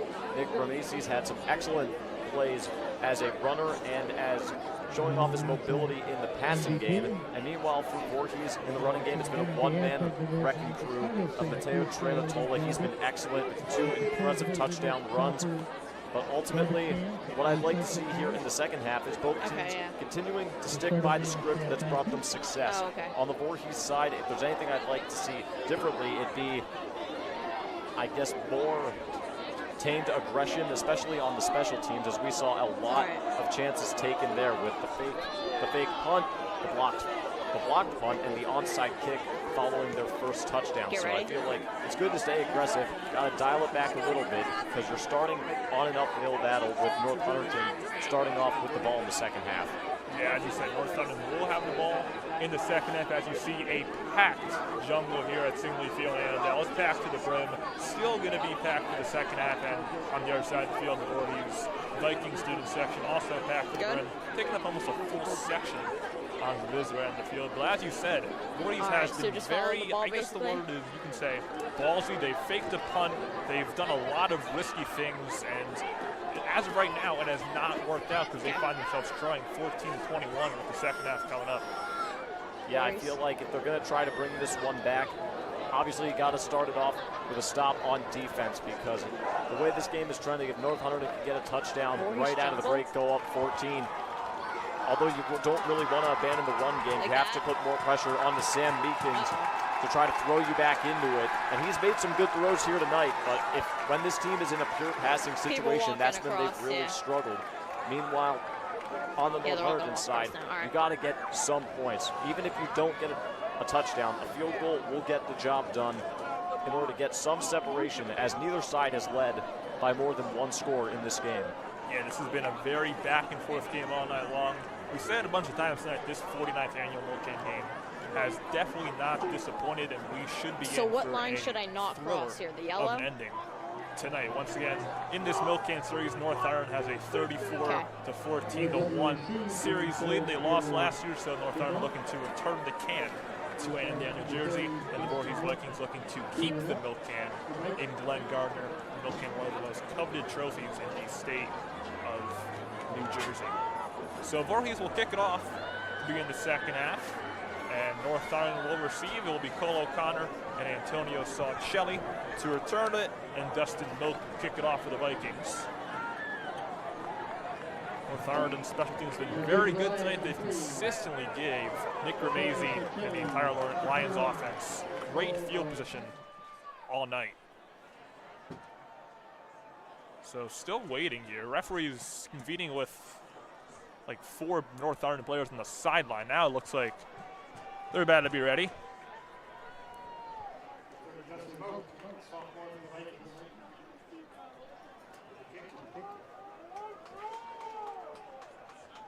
Voorhees ready. North Hunterdon are ready. Whistle blows, and the second half is underway as Dustin Milk with a little short kick. Off Hillman. I think he recovered. That kick had so much movement. It was tough for either Hillman or Adam One to determine where that ball was going, but good job by Hillman to get on top of it and keep North Hunterdon with possession.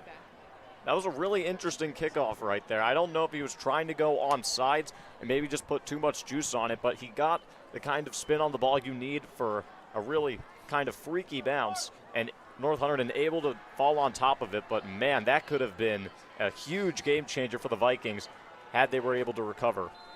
After that, North Hunterdon will have good field position once again, starting from their own 35-yard line. Cole O'Connor in the backfield for the Lions. Voorhees almost jumped, so Ramsey will go back and reconvene.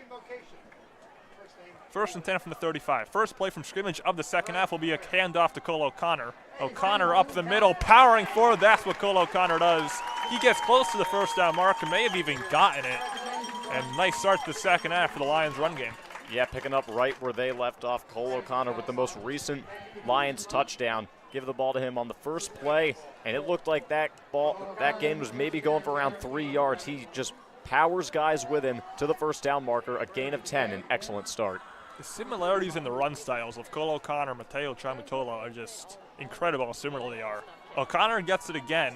O'Connor still on his feet, not going away easily, gets about a yard or two. Second down and 8 or 9 for North Hunterdon.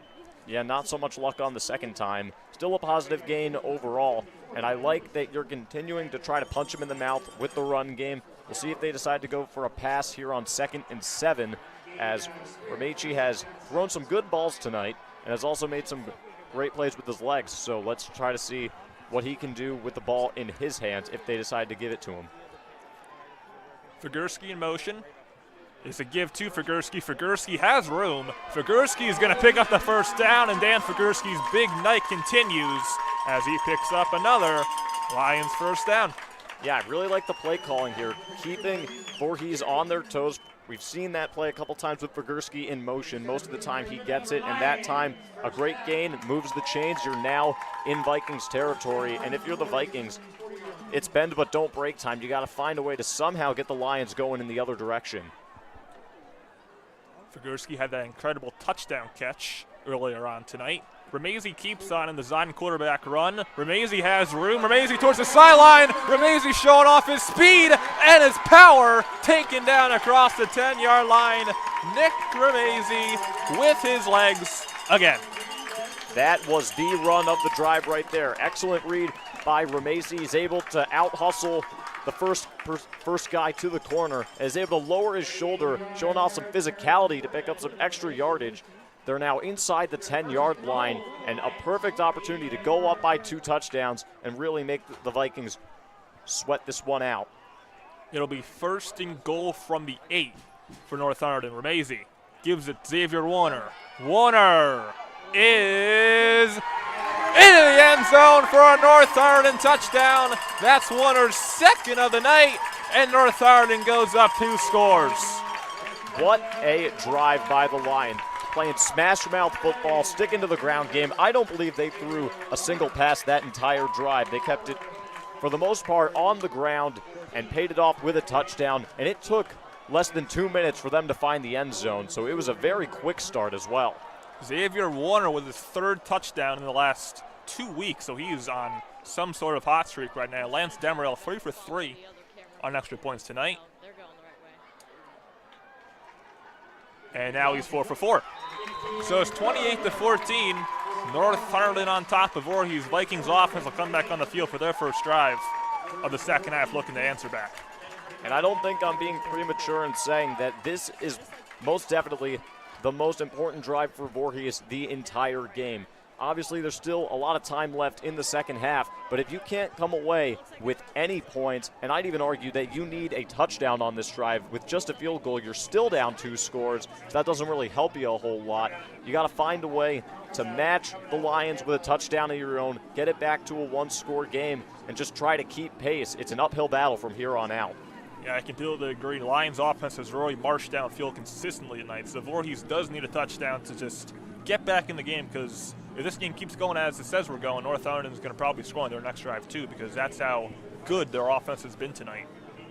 Absolutely has. Throughout all of their wins this season, the Lions averaged 32.6 points per game in their wins and just 8.2 points per game in the losses. So obviously trending towards another 30-plus point per game performance. Demerel's kick will be returned out by Logan Dearney. Dearney to the 20. There's a flag on the play, and Dearney will be brought down to 25. But let's see what the flag is here. There's another flag afterwards, too, as there's extracurriculars. Dearney just pushed Adam Wonder after. So that could be unsportsmanlike conduct. Coach Robinson's freaking out. So there could be a couple penalties there. And if I were Coach Robson, I'd be freaking out as well. For Dearney, that's just unnecessary. You get tackled, got to get back up and just walk over to the sideline or walk to the huddle. You can't try to engage in any extracurriculars like that because there's already a penalty during the play and even after the play. So this could be devastating in terms of starting field position for the Vikings. So yeah, there was a penalty on Voorhees, so we'll see how far that will move him back. But we also don't know if the penalty was on, I assume the first penalty was on North Hunterdon, but it could have also been on Voorhees. So we'll see what the referees will spot the ball after it's all said and done. So it looks like it's going to be spotted. So a block below the waist was the call. And this ball is going way back. This ball is going to be put, looks like at the 10-ish yard line. Actually even further back. So Vikings both fouls were against the Vikings, and they're going to start this drive deep in their own territory at their own 5. Yeah, bad situation made way worse with all the penalties. You're now 95 yards away from a score, and in a case where this is the most important drive of the game, you don't want to start this deep in purgatory, but this is where the Vikings find themselves. So the Lions will be in shotgun for the first play of this drive. John Hack is now on the field arguing with the referees. So there's been a lot of that tonight. Both coaches have been on the field a ton tonight talking to the refs. Yeah, with the tensions being really high, both sides looking to reclaim or take home once again the can. It's understandable why. Meekings throws in the first play, goes deep over the middle, intended for Travaskis, and Figursky picked it off. What an interception for Dan Figursky. Unbelievable. Wow, and the Lions will have good field position again. Yeah, Figursky does a great job on this play. Meekings going for the home run on the first play of the drive. He finds his guy, makes a nice contested jump ball interception, and if you're Meekings, that's just not the read there. You're throwing it into double coverage on the first play of a drive where you need positive momentum, and you turn the ball over and give the Lions great field position to go up by 3 scores, and now even more pressure on the defense than ever before. This is a really, really tough spot right now. Dan Figursky's had himself a game. That incredible touchdown reception and now that interception. Dan Figursky, a player of the game, nominee so far for North Hunterdon, if they do end up winning this game. Ramezi keeps after a fake to Saucelli. Ramezi's still going. Ramezi down the sideline to the 5 and in to the end zone. Touchdown, North Hunterdon. Ramezi's legs are a strength of his, most definitely, and the Lions now up by 3 scores, although this may not be a touchdown. I don't know what they're looking at here, but either way, what a run for Nick Ramezi. It was a great run indeed, but it looks like it's coming back with an offensive penalty. That could be killer for the Lions and a game saver for the Vikings, because not only do you give up a touchdown the first play on the first drive of the second half, you turn the ball over on your first drive and then give up another Lions touchdown on the ensuing play. But yeah, looks like this one is coming back. That's a huge break for the Voorhees Vikings, because if that did stand and could have been a touchdown, that very well could have been the dagger. But now the Vikings still have life, and the Lions will have it at, it looks like, the 27-yard line. O'Connor will be in the backfield for North Hunterdon. Jungle will let the refs know that they do not agree with the call.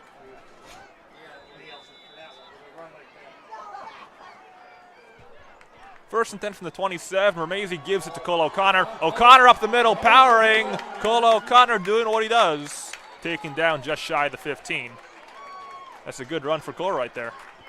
Indeed it was. Another first down for the Lions, and overall I like the mindset. Yeah, it stinks that the touchdown got taken away, but hey, you're still up by 2 touchdowns. You're still in complete control of this game, and you still have the ball, and just get up by 3 scores in any way possible.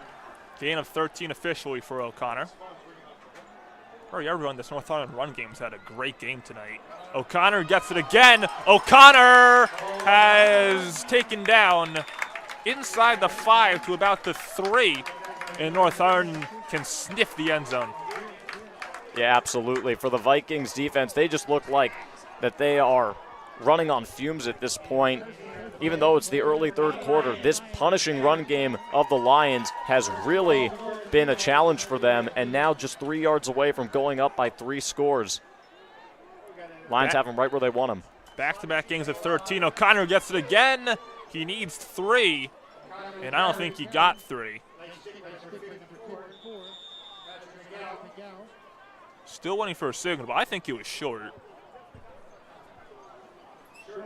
It is short, and they'll bring up 2nd and goal from about the 1. But the play call once again simple. Give O'Connor the ball back. He got 2 yards and nearly punched it in for his 2nd score of the night. But just give it right back to him. Not even really a yard. Seems like more like half an inch to really punch this one in. So it'll be 2nd and goal from the 1. O'Connor's in the backfield again with how this drive's gone. He deserves a touchdown here. O'Connor gets it, and O'Connor stumbling. Touchdown, North Hunterdon. So O'Connor gets his 2nd touchdown of the night, and North Hunterdon does go up 3 scores anyway. Yeah, it wasn't the most flashy like the Ramesi touchdown run that got called back, but a touchdown drive is a touchdown drive. Now 34-14. The Lions have them right where they want them. They're in complete control of this game, and the student section and the whole fan base of North Hunterdon is standing on their feet. It's a great, great night here for them. Yeah, jungle jumping up and down. They're almost about to sing na-na-na-na, hey, goodbye to the Voorhees student section. Demerel's extra point is good. Lance Demerel's had a good game. He's 5 for 5 then. Pat Wills just got thrown across the field by someone, I don't know, but the extra point's good, and it's 35-14 North Hunterdon. And now I'm just wondering, what do the Vikings do to try to climb out of this? They're meeting for a big team huddle, trying to settle each other down by 21, 8-28. It's dire, but it's not hopeless. We've seen crazy comebacks from down 21 points at all levels, high school, college, and pro. If they're going to do this, they need a quick score, whether it can be a long run or finally unlocking something in the passing game. I don't know what they have to do, but they need to score quick. Yeah, this game is most definitely far from over. You still have more than 20 minutes of game time to play. Voorhees has plenty of time to make a potential comeback, but that's got to start here on this drive. They need some points. And it also makes you wonder if this is 4-down territory on every single drive from here on out, down 21 points, depending on how Voorhees moves the ball here. Lance Demerel's had a great game on special teams, as I said, 5 for 5 on extra points, and he'll be kicking it off again after another North Hunterdon touchdown. Back to return will be Logan Dearney. Demerel's kick, very good kick. Dearney will return it out starting at the 10. Dearney will get to the 20. Dearney, nice move. Logan Dearney taken down across the 25, just short of the 30. And that's where Voorhees will start this drive.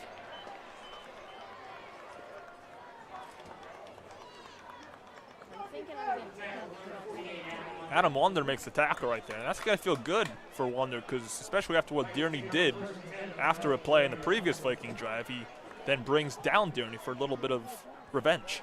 Oh, yeah, and especially trying to kind of limit what was an overall good return for the Vikings. They're now at the 30, and we'll see if Meekings can bounce back from that interception on the last drive. He has a tendency to be a momentum quarterback. He's had multiple no touchdown, multiple INT games this year, but also with a lot of touchdown, no pick games. Screen pass caught by number 3 of the Vikings, Rylan Benitez, still on his feet. And Benitez makes something out of nothing, gets a gain of, I'd say, 6, and that'll bring up 2nd and medium.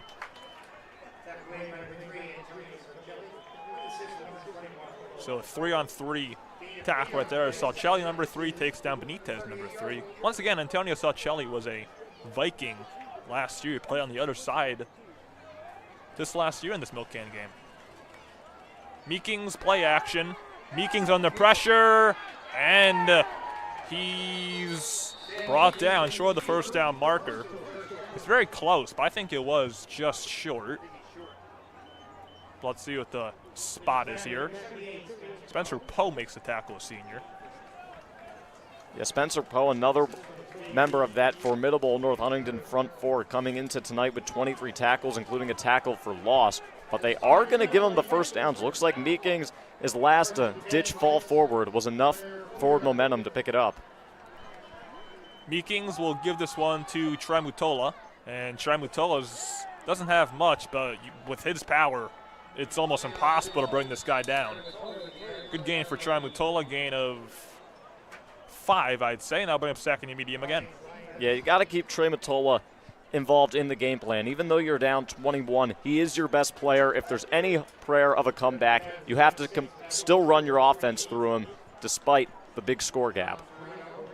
In the shotgun, the Vikings, Meekings fakes the handoff. He's going to throw. Under pressure, has a messy pocket, but he keeps it. Sam Meekings with his legs gets out of bounds. He actually stays in and gets to about the 30.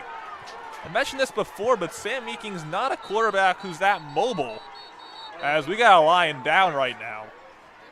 It's Voorhees first down, but we'll be back as the North Arden sideline is not happy about something.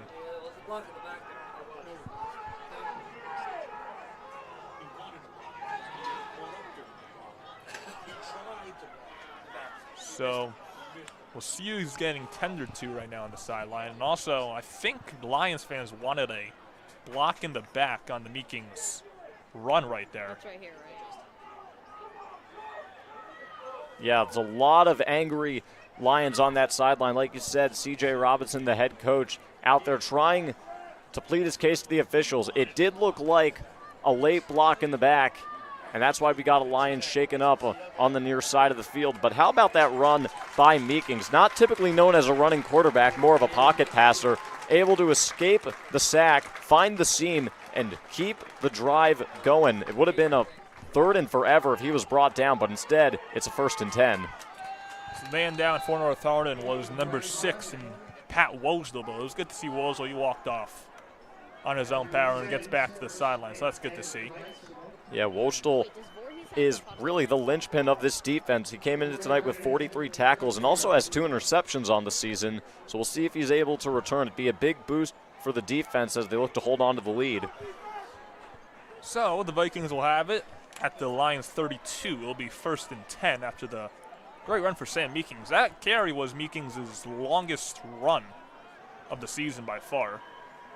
He only had 5 rushing yards coming into this game, so that play definitely surpassed that. From the 33, Meekings gives it to Tramutola. Tramutola brought down. Gaining just across line of scrimmage and a gain of about 2. And on the tackle right there for North Arden, number 28 in Dom Farino. Yeah, good tackle by Dom Farino, keeping Tramutola from ripping off a much bigger run, able to grab him by the waist, just drag him down, bring up 2nd down. Play action for Meekings. Meekings under pressure. Meekings stays on his feet, and then he's brought down by Spencer Poe, the big man. You got something out of nothing right there, the Meekings, but he's short of the 1st down marker. That'll bring a 3rd down.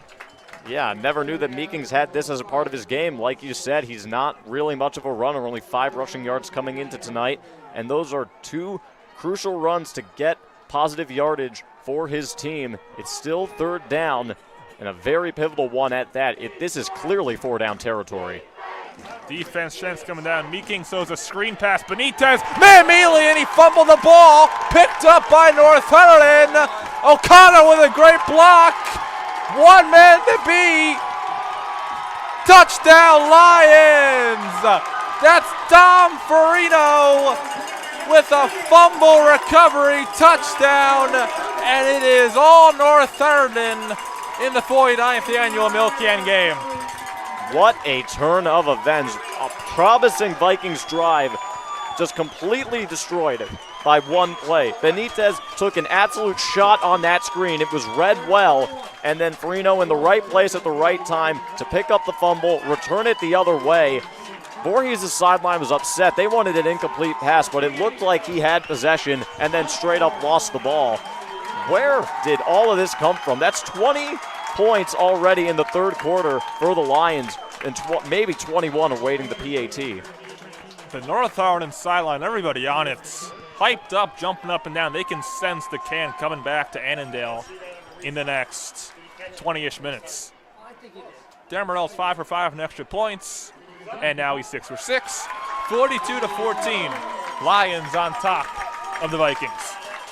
Yeah, 21 straight points for the Lions, like I said, all in the span of less than 7 minutes here in this third quarter. An explosion unlike any other, something that we haven't seen a whole lot from this team this year, but a perfect time to do it. And like you said, everybody here in the stands can see the can right in their sights. They're ready to bring it back home after a 1-year hiatus. So each team huddling on the sideline. Voorhees is trying to figure out what happened. I mean, they were down by 7 coming into the second half, but now just in the span of 6.5 minutes, they're trailing by 28. So it's just falling apart this quarter for the Vikings. They're going to try and figure out something to potentially get it back in it. Yeah, it's been a couple bad miscues and the dominance of the Lions' run game. They pounded the rock all the way through that first drive to get the touchdown, make it 28-14. Then Meekings with the interception on the first play of Voorhees' first drive of the second half. That results in another Lions touchdown, and then Benitez's fumble leading to a scoop and score, and that's how you find yourself down 28. Dearney back to return again for the Vikings. Starts off from his own 10. Dearney looking for a hole. Nice move by Dearney right there. Dearney brought down. Good tackle. Believe that was number 8 for North Hunterdon in Matthew Esposito. And that saves a very big return. Good tackle by Esposito. Yeah, we haven't called his name tonight, but that's, as you said, a great tackle, making sure that Dearney did not have a big return in hand, because it can take just one play for Voorhees to show a little bit of life. But right now the Lions stomping on their throats here in this crucial rivalry game, looking to bring the can back home, like I said. And they're in great position. Just cannot give the Vikings any chance. So the Vikings will begin this drive in the shotgun with Meekings and Tremutola in the backfield. Tremutola gets it, and Tremutola powers forward for a gain of a yard or 2. Second down for Voorhees. Yeah, these kind of short run plays, this is typically great for the Vikings when it's a one-score game or tied or they're out in front. But in a game like this, they got to start going for some quick strikes down the field, even though it's not quite their identity. Meekings on play action. Going deep to Dearney, covered by Saucelli. What a catch by Logan Dearney. Also an amazing throw. And that gets Voorhees in the North Hunterdon territory across the 40. Yeah, Dearney with a lot of hands on him, able to come away with that ball. If not for Figurski's touchdown catch, that might have been the catch of the night. Dearney kind of mossing a fellow teammate in Saucelli right there. Benitez gets it over the middle and is met by Figurski, close to the first down marker. And we'll see what the spot is here for Voorhees. That was a good tackle for Figurski, showing the first down marker, second down. Yeah, great tackle in open space. Looked like Benitez could have gotten a little bit more out of it. But Figurski, we've called his name all night. He's been dynamic, and it's a lot, as you said, potential player of the game. There's a lot of potential players of the game right here. This North Huntington game has been very well balanced. Meekings gives it. Tremutola up the middle. What a tackle by Saucelli. And that's going to be a Viking first down, but Matteo Tremutola, if Voorhees does end up winning this game, he's definitely a candidate for player of the game. Absolutely. Another great run. Shotgun again for the Vikings. Hurry up. Meekings gives Tremutola again. Tremutola to the outside, beats a man. Tremutola with a cut, and he's taken down inside the 10 to about the 5. And the Vikings have it in the red zone. Yeah, great play by Tremutola, just keeping him involved in the game plan, as hopeless as it seems. And look at him right there, lining back up to the right, and they're looking to hurry up. You got a whistle and a stoppage, a timeout called by North Hunterdon, their first and second half. 3:34 to go in the third quarter. North Hunterdon up 42-14. We'll be back in a moment.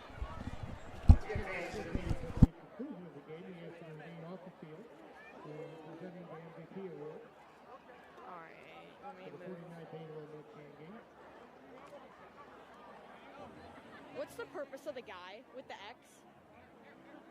Oh my god! What happened?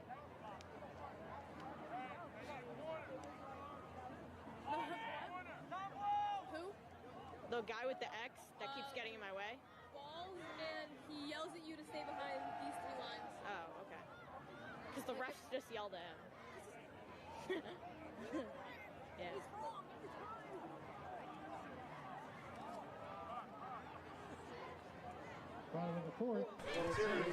So Voorhees will have it at the Lions 5. Off the Lions timeout, it'll be first and goal for the Vikings.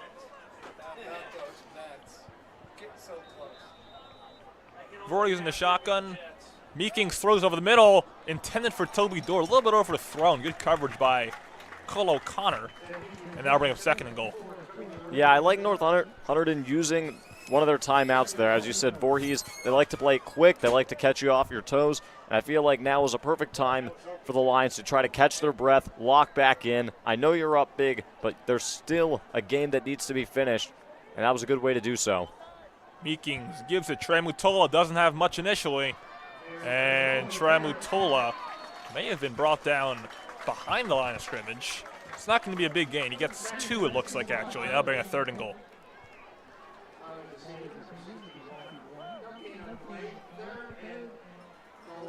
How many batteries for this camera do we A gain of a yard or 2, third and goal from the 4. And once again, the Singley Field crowd making some noise on third down. Man in motion, Meekings will keep in. Meekings is into the end zone for a Voorhees touchdown. So as we mentioned, Sam Meekings not necessarily known for his mobility, but this drive, that's where he would carry the Vikings down the field, and he scores a rushing touchdown, his first rushing touchdown this year, and Voorhees down 22. And yeah, now it makes sense to go for it on the 2-point conversion. You're down by 22. You're actually, no, looked like for a second, looked like they might, but instead, just another PAT. So pardon me. So yeah, third extra point attempted for number 0 on the Vikings, and he is 3 for 3. So it's 42-21, a 3-score game now. Lions offense coming back on the field, looking to potentially add on and give them some cushion in this game. Yeah, you're not dying for points per se as you are up 21, but certainly what you do want to do is continue to pound the rock, run down the clock, get it to the fourth quarter, and if points come along the way, that's great. But you have to imagine now with Voorhees being down 21, with really nothing to lose and everything to gain, you have to imagine another onside kick is coming. Yeah, Voorhees has gone to the onside kick already twice tonight. North Hunterdon has recovered it each time, so see if they go to it again. But yeah, as you said, this is a situation where an onside kick would make some sense if you're the Voorhees Vikings. And they got close the last time they did it in a really weird way out of the second half. They put a lot of juice on the onside kick, took a weird bounce. Lions able to recover back on it, so this time maybe get a little bit shorter, maybe get a lucky bounce, and then you're right back in business. Chance to make it a 14-point game if you recover. So once again, it'll be Dustin Moak kicking it off. 2 men back to return with O'Connor and Saucelli.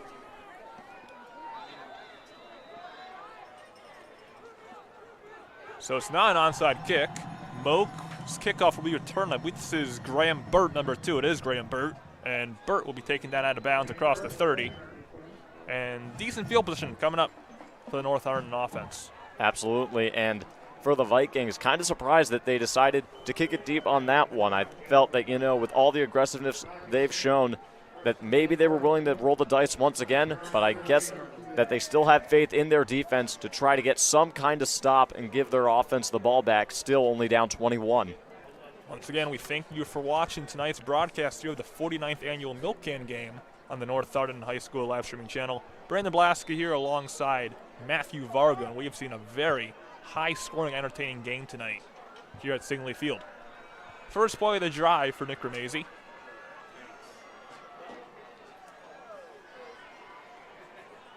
Got Xavier Warner back in the game and in the backfield. Figurski in motion. Figurski gets it. Lions have done this a bunch with Figurski tonight. Figurski is going to get across midfield. Figurski, nice move! Figurski taking down just short of the 30, and Dan Figurski's huge game continues. Yeah, it's another one of those jet sweep plays. Figurski getting the ball, following the blockers, but it looks like we've got a penalty, eliminating another great run. Figurski's been excellent all night long, but this one's coming back. Yeah, it looks like it's holding on North Hunterdon to this point. Is going to come back. It will be negated. So it's actually a blindside block on North Hunterdon. So the play is going to come back anyway. Fans do not agree here in Annandale. So Lions will be at the 38-yard line here. Be first down and 5 for the Lions. Warner's in the backfield again.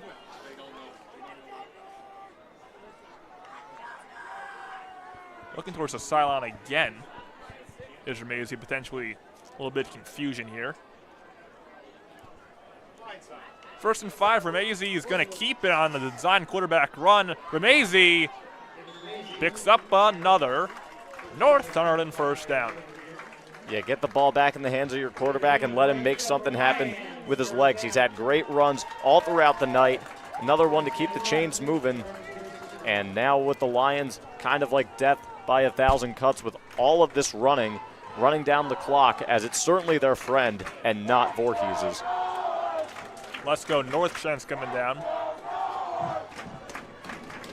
First and 10 from the 46. Figurski in motion. Figurski gets on another jet sweep. Figurski more good results as he gets across midfield for a gain of about 5 or 6. He'll be up second and medium.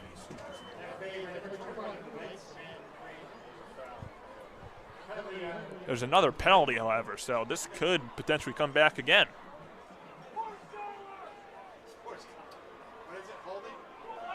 It's holding on North Hunterdon. So once again, Figurski gets good yards on a jet sweep, but for the second straight time, comes back due to a penalty. Yeah, it's something that you don't want to see if you're the Lions. These are quality runs that are taking away better field position for you and also stopping the clock. 2 minutes and 4 seconds to go in the third quarter. North Hunterdon with a 21-point lead, up 42-21 over the rival Vikings in the 49th annual Milkcan game. North Hunterdon looking for win number 35 of this historic Harding County rivalry series. So Warner's in the backfield again. It's first and 13. Little high snap. Ramezi is going to keep it. Ramezi up the middle, finds a hole and dives forward across midfield for a very nice gain of about 8 or 9. That'll bring him second down. Yeah, Durini is the one who brings him down right at midfield, and it feels like at this point just let Nick Ramezi run the show with his legs. Haven't seen a lot of the running backs getting involved on this drive, whether it's Warner or O'Connor. They obviously want to give Figurski a chance to rip off another big run, but penalties have denied that. Second and 6. Ramezi gives it to Xavier Warner, running back. Warner will spin, pick up 3. And that'll bring a third and 3. And Nick Ramezi, I mean, he had a touchdown that was called back, so potentially with how this drive has gone and how much the Lions have relied upon Ramezi's leg, maybe he can get that touchdown that he had before it was called back on this drive. We'll see. Yeah, it's certainly on the table, but at this point, if you're the Lions, what you really want is another first down to keep that clock moving. If you're the Vikings, you have to expect another run once again, try to get a stop and maybe force a punt. But with the way these teams have both managed the game on fourth down, this could be 4-down territory. This could also potentially be the final play of the third quarter, as there's 38 seconds to go. On 3rd and 3. As you said, it could also be 4-down territory. Saucelli in motion. Ramezi fakes the handoff to him. Ramezi stiff arm. Ramezi, first down North Hunterdon, spins, taken down at the 36. Another incredible run for the North Hunterdon quarterback, Nick Ramezi. Yeah, Ramezi, it looked like there was nowhere to go. It was read beautifully by the Vikings defense, and they're able to get the first down, keep the chains moving. But we may have a penalty with the clock having stopped at 19 seconds. And there is a flag on the play. And it's got North Ireland. So once again, a big play coming back after an offensive penalty. And there will be at least one more play left in this third quarter.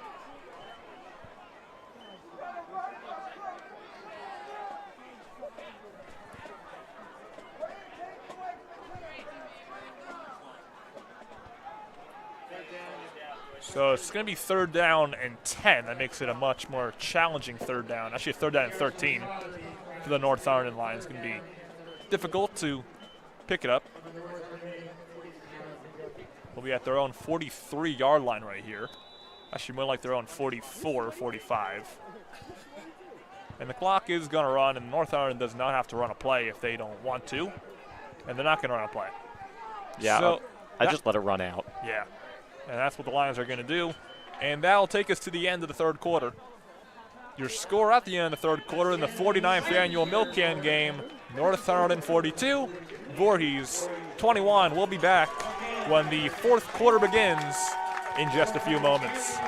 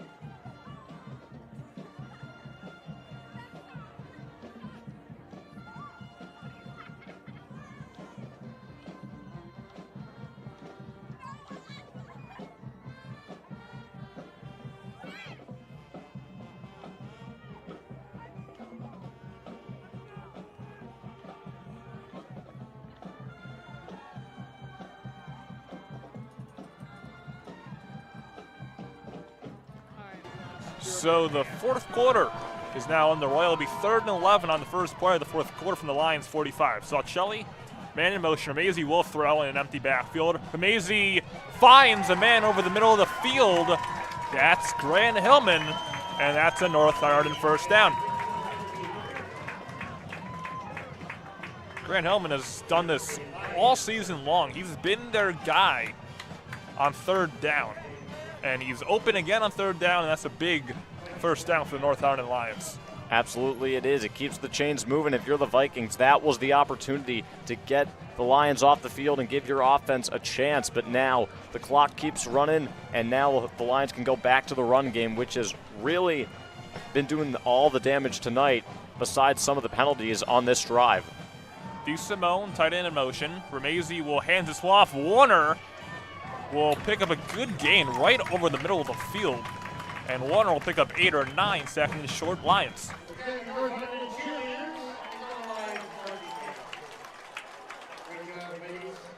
So now Warner's going to check out, and I mentioned it before. This RB room, the depth of it with O'Connor and Warner, 2 very good running backs, just makes this team so dangerous in the running game. And also pairing that with how mobile and how well Nick Ramezi has done this year, this is one of the more dangerous run games, maybe even in the state. O'Connor gets it. O'Connor, nice move, O'Connor. First down, Lions.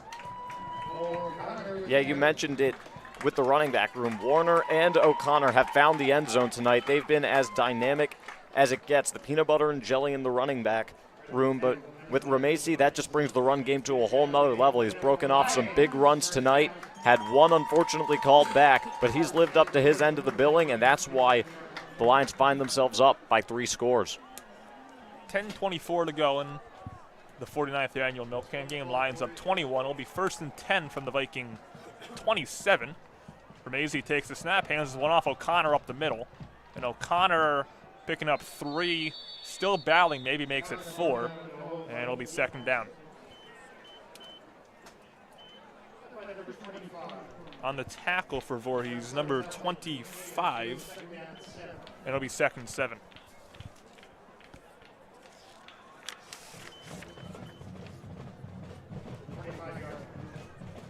So the Lions will have it at the 25.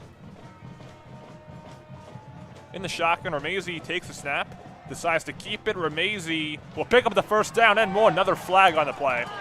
And this is probably going to come back. Lions fans are angry. It's been constant, it seems. Yeah, and I get why.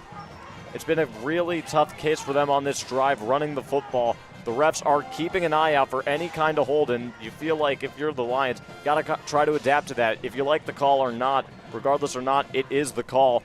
And maybe try to change your approach to how you're running the ball. Maybe try to keep it in between the tackles rather than bust it out outside. But they've had a good amount of success on the outside running the football, so kind of caught between a rock and a hard place here. So that'll move North Hunterdon back to the 35 now. It'll be 2nd and 16.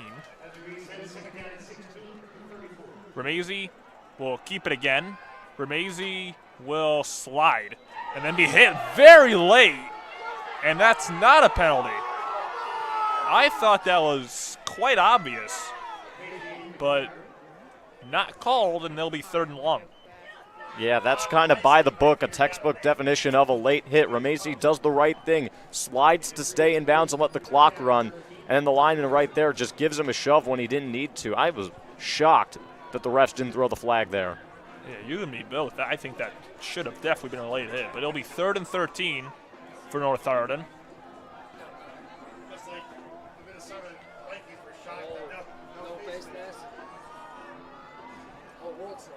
So we'll see what the Lions do here.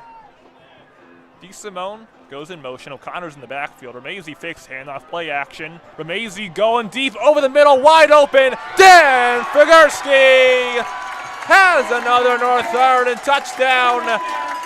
And it's 48-21 Lions. That is the cherry on top of what's been a fantastic night for the North Hunterdon Lions and for Dan Figurski individually. That's his 2nd touchdown of the game. A perfect dime from Ramezi, showing that he could do it with his arm once again, and the extra point unit comes out, but as someone who loves a good 50-piece, I want to see him go for 2, but they're not gonna. I was gonna say, I would love to see potential 50-burger, but it looks like they're gonna go for just the extra point here. There's a player missing. Oh, so checking in for the Lions, number 44. Declan Hale.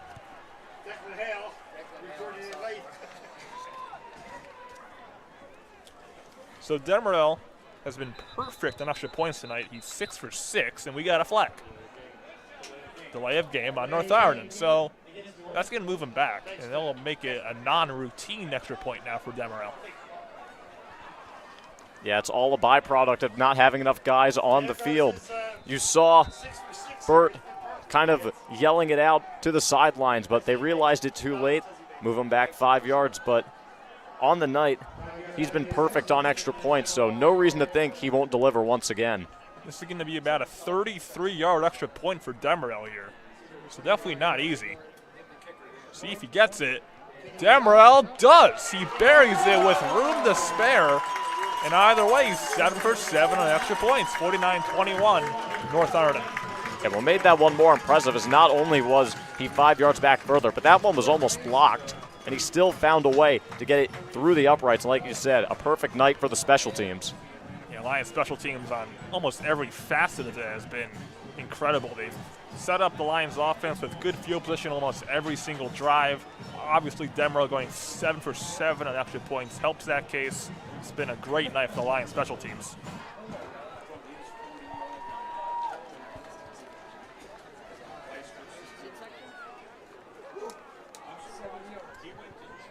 As you see the North Hunterdon jungle, they can sense the Milkcan coming back to Annandale, New Jersey. Yeah, they've held the can for, as you said, over a decade. 12 years, have lost it last year, but it's going to be coming back barring any kind of disaster. Up 28 with 8.5 minutes left. It would take a cataclysmic collapse for the Vikings to get back in this game. You've seen weirder, but there's a very unlikely chance that does happen. Demerel with a great kickoff, and Dearney will return again from his own 10. Dearney being chased by Grant Hillman, and Hillman will catch him and bring him down at about the 22 or 23. and that's where Voorhees will start this drive. Yeah, and for Hillman making the tackle there, but he also had a very underrated moment. It was lost in the shuffle with all the penalties and the pass to Figursky to cap it off. But earlier on in that drive, with a huge catch on 3rd down and 11 to keep the chains moving. If not for that, the Vikings would have gotten the ball back. But instead, that conversion allowed the drive to keep going, and they punched it in. So Voorhees will start this drive from their own 23, officially. As Viking offense will break the huddle and come out onto the field. They had a good drive in their last one, having a touchdown, but then that was immediately answered back by a Dan Figursky touchdown reception. So still trailing by 4 scores, down by 28 with 8.5 minutes to go in this game. Meekings takes the snap, and it's a delayed handoff to Mateo Tramutola. And Tramutola spins and gets to the 30 for a gain of 7 or 8, 2nd down. Yeah, and if you're the Vikings, got to hurry up, which is something that's not new to them. They thrive off this. Yeah, hurry to the line, get another play off. Meekings throws screen pass Benitez. Benitez fumbled on his last time having the football. 1 fumble this time as he picks up a Voorhees 1st down to the 40.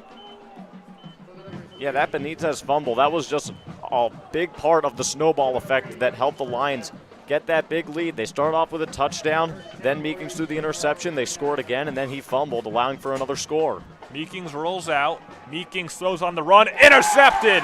He threw it right at Grant Hillman, and Hillman has room to go. Hillman pushed out of bounds at the 20, and Grant Hillman has the interception, and North Hunterdon has a chance to go up 5 scores now.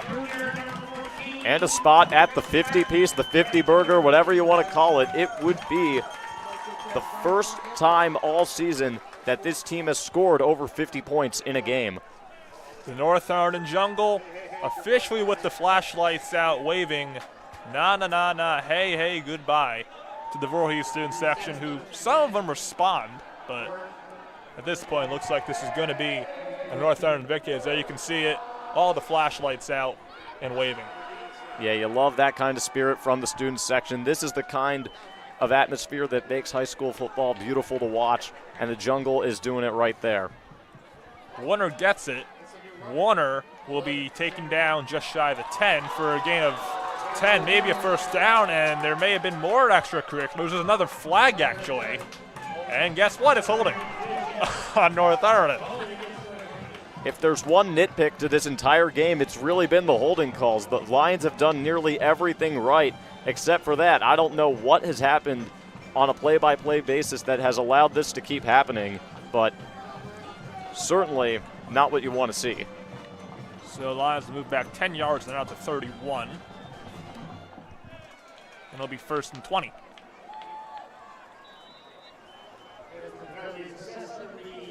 Actually, they move back 5 yards, not 10, so it'll be 1st and 15 from the 27.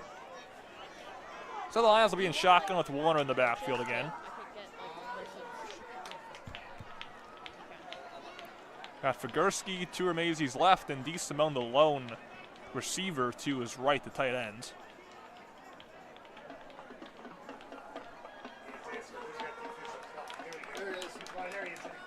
Figursky in motion. Remazy gives it to him on a jet sweep. Figursky will get a bunch of yards there. Short of the 1st down marker, but a good run.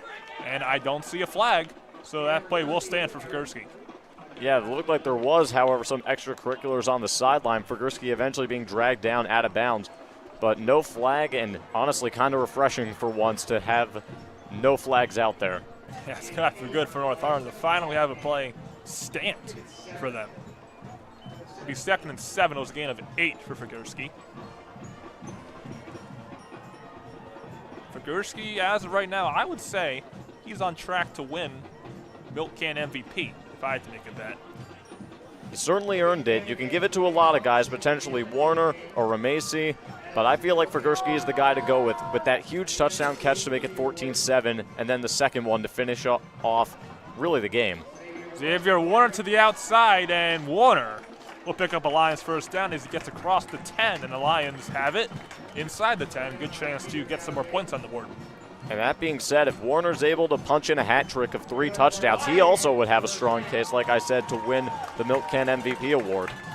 Yeah, Yeah, I mean, it's a good problem to have here in North Hunterdon. So many guys in contention to win the Milkcan MVP. You got Figursky. You can make a case for Ramezi, Warner, O'Connor's had a good game too. There's so many candidates, and again, it's a good problem to have if you're the Lions. From the 9, it'll be first and goal.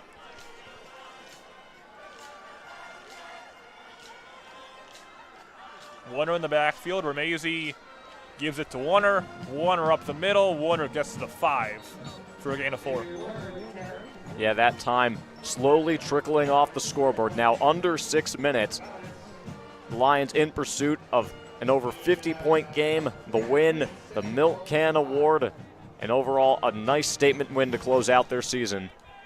The Lions do score a touchdown here. That would also make running clock go into effect for the rest of the game. So it'll be second and goal from the 5.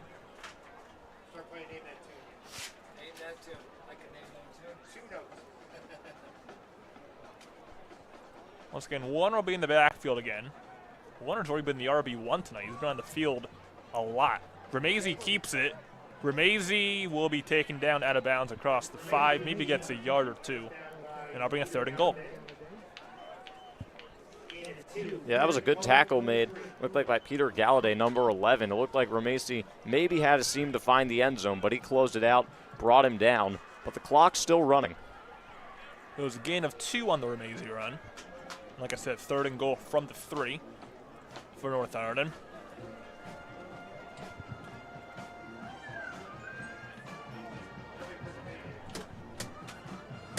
North Hunterdon marching band playing some songs.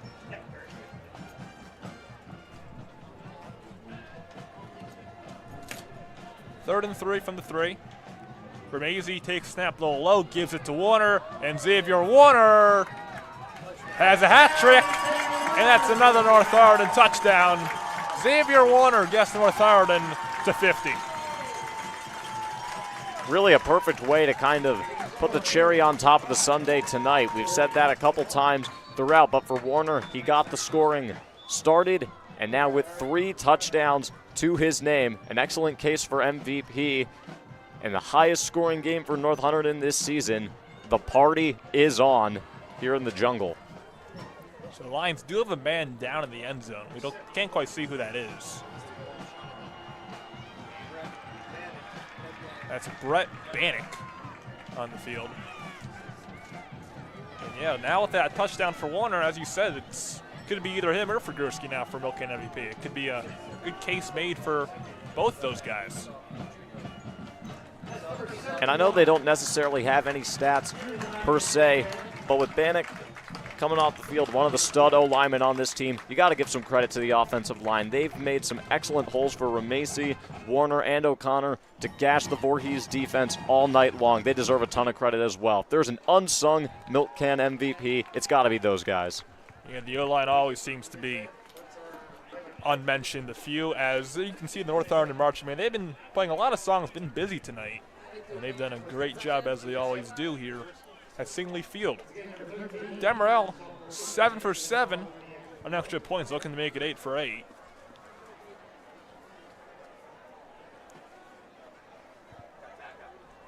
Good snap, good hold, and a good kick again. So Demerel is 8 for 8 on extra points. And with North Hunterdon up 56-21, that will result in a running clock for the rest of this game. Yeah, true statement by the Lions. A great team win all around. The offense, the defense, the special teams have all showed up. And you mentioned it with the marching band. They played a lot of songs. It's because there's been a lot to cheer about here tonight for the Lions. And really, easily their most complete game of the season. Yeah, and you could have made a case that last week's game against East Brunswick was their most complete game of the season. But this week, I'd say, has been even better than that game. They put up almost 60 points offensively. Their defense has been phenomenal. And with how this Lions team has played in the final stretch of the season, there's going to be a lot of hope. If they don't make the playoffs this year, there still is a slim chance they can going into next year. Oh, absolutely. And again, they started 0-3, but with a win tonight, that would be 4-2 for them in their last 6 games. So obviously the start wasn't ideal, but the way they finished, truly inspiring for next season and beyond. And they've got a lot of guys returning, especially on the offensive end, to inspire hope for next year. You got their really top 5 guys in the offense in terms of yardage and stuff. Nick Ramazzi returning next year, Cole O'Connor, Xavier Warner, Dan Figurski, Antonio Saucelli, as that return is bobbled, but a nice recovery there for the Vikings, number 10, and Luke Bartnett. Yeah, he's preventing insult to injury there by recovering that one. Another Lions recovery could have potentially meant 60 points, potentially, but very unlikely, as you said, the running clock now in effect. And now for the Lions, just very simple. Just don't get guys injured. Let's walk off the field, celebrate getting the Milkcan game back on our side after a 1-year hiatus. We want to give a shout out to the North Hunterdon cheerleaders. They try to do push-ups for every point scored, and if they are doing that, they have to do 56 push-ups, so that's definitely challenging. So shout out to them if they do that. That pass is incomplete, intended for Benitez. Yeah, that's a truly daunting task for anyone. 56 push-ups. I'm not sure that was on the bingo card here tonight, but hey, now it is, and hey, there'll be smiles all around, even if that is the case. I definitely can't do 56 push-ups. Right back at you. 2nd and 10, handoff up the middle, not getting much, so being a 3rd down for the Vikings.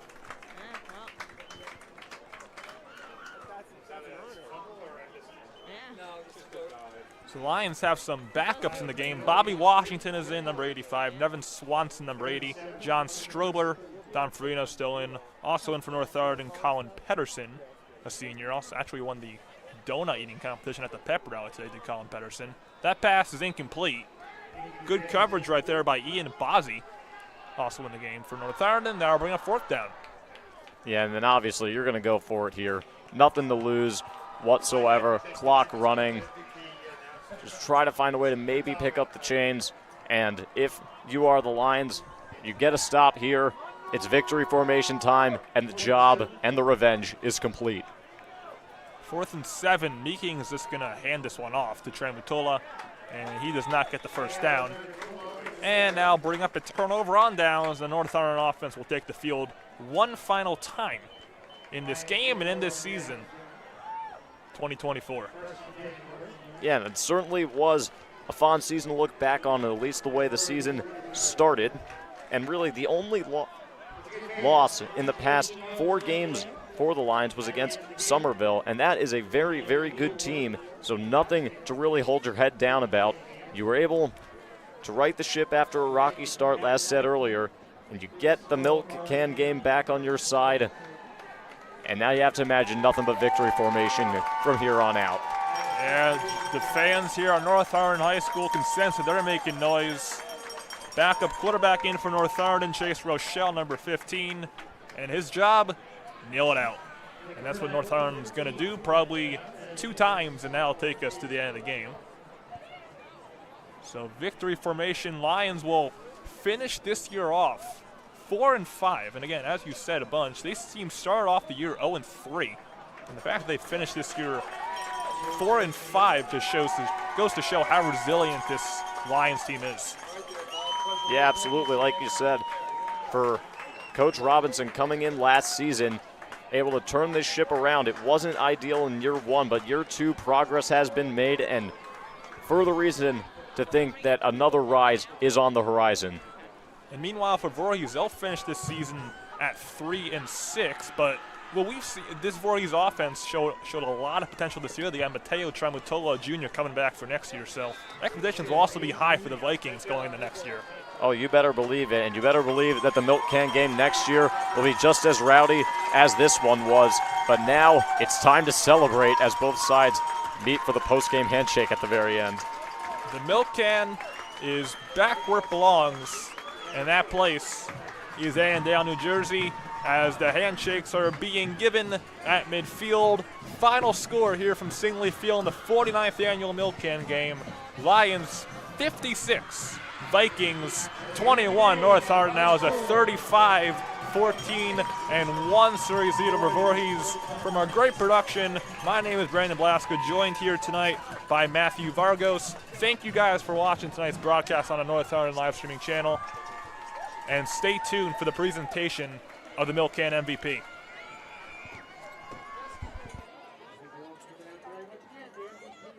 should I get them here? MVP of the 49th annual Milkcan game, and the presentation of the superintendent's Milkcan trophy by National Superintendent Dr. Who's doing what presentation? We congratulate Voorhees. Oh, okay. Where's that? Should I just go where Miss Tucci goes? Alright. That works.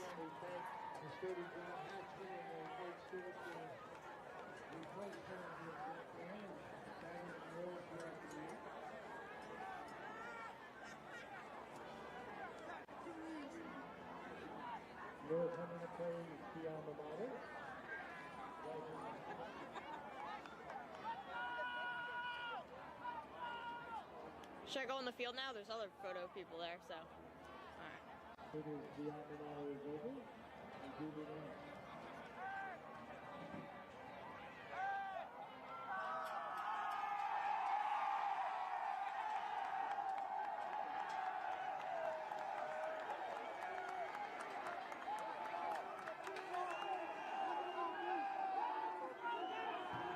The Milkcan comes back to Annandale off the hill. And the MVP for the 49th annual Milkcan game goes to, from North Hunterdon, number 19, wide receiver Dan Fragowski. Dan had 2 touchdowns and an interception. Congratulations, Dan. MVP of the Milkcan game. We thank you for coming out tonight. Stay safe. Have a great holiday weekend and holiday season.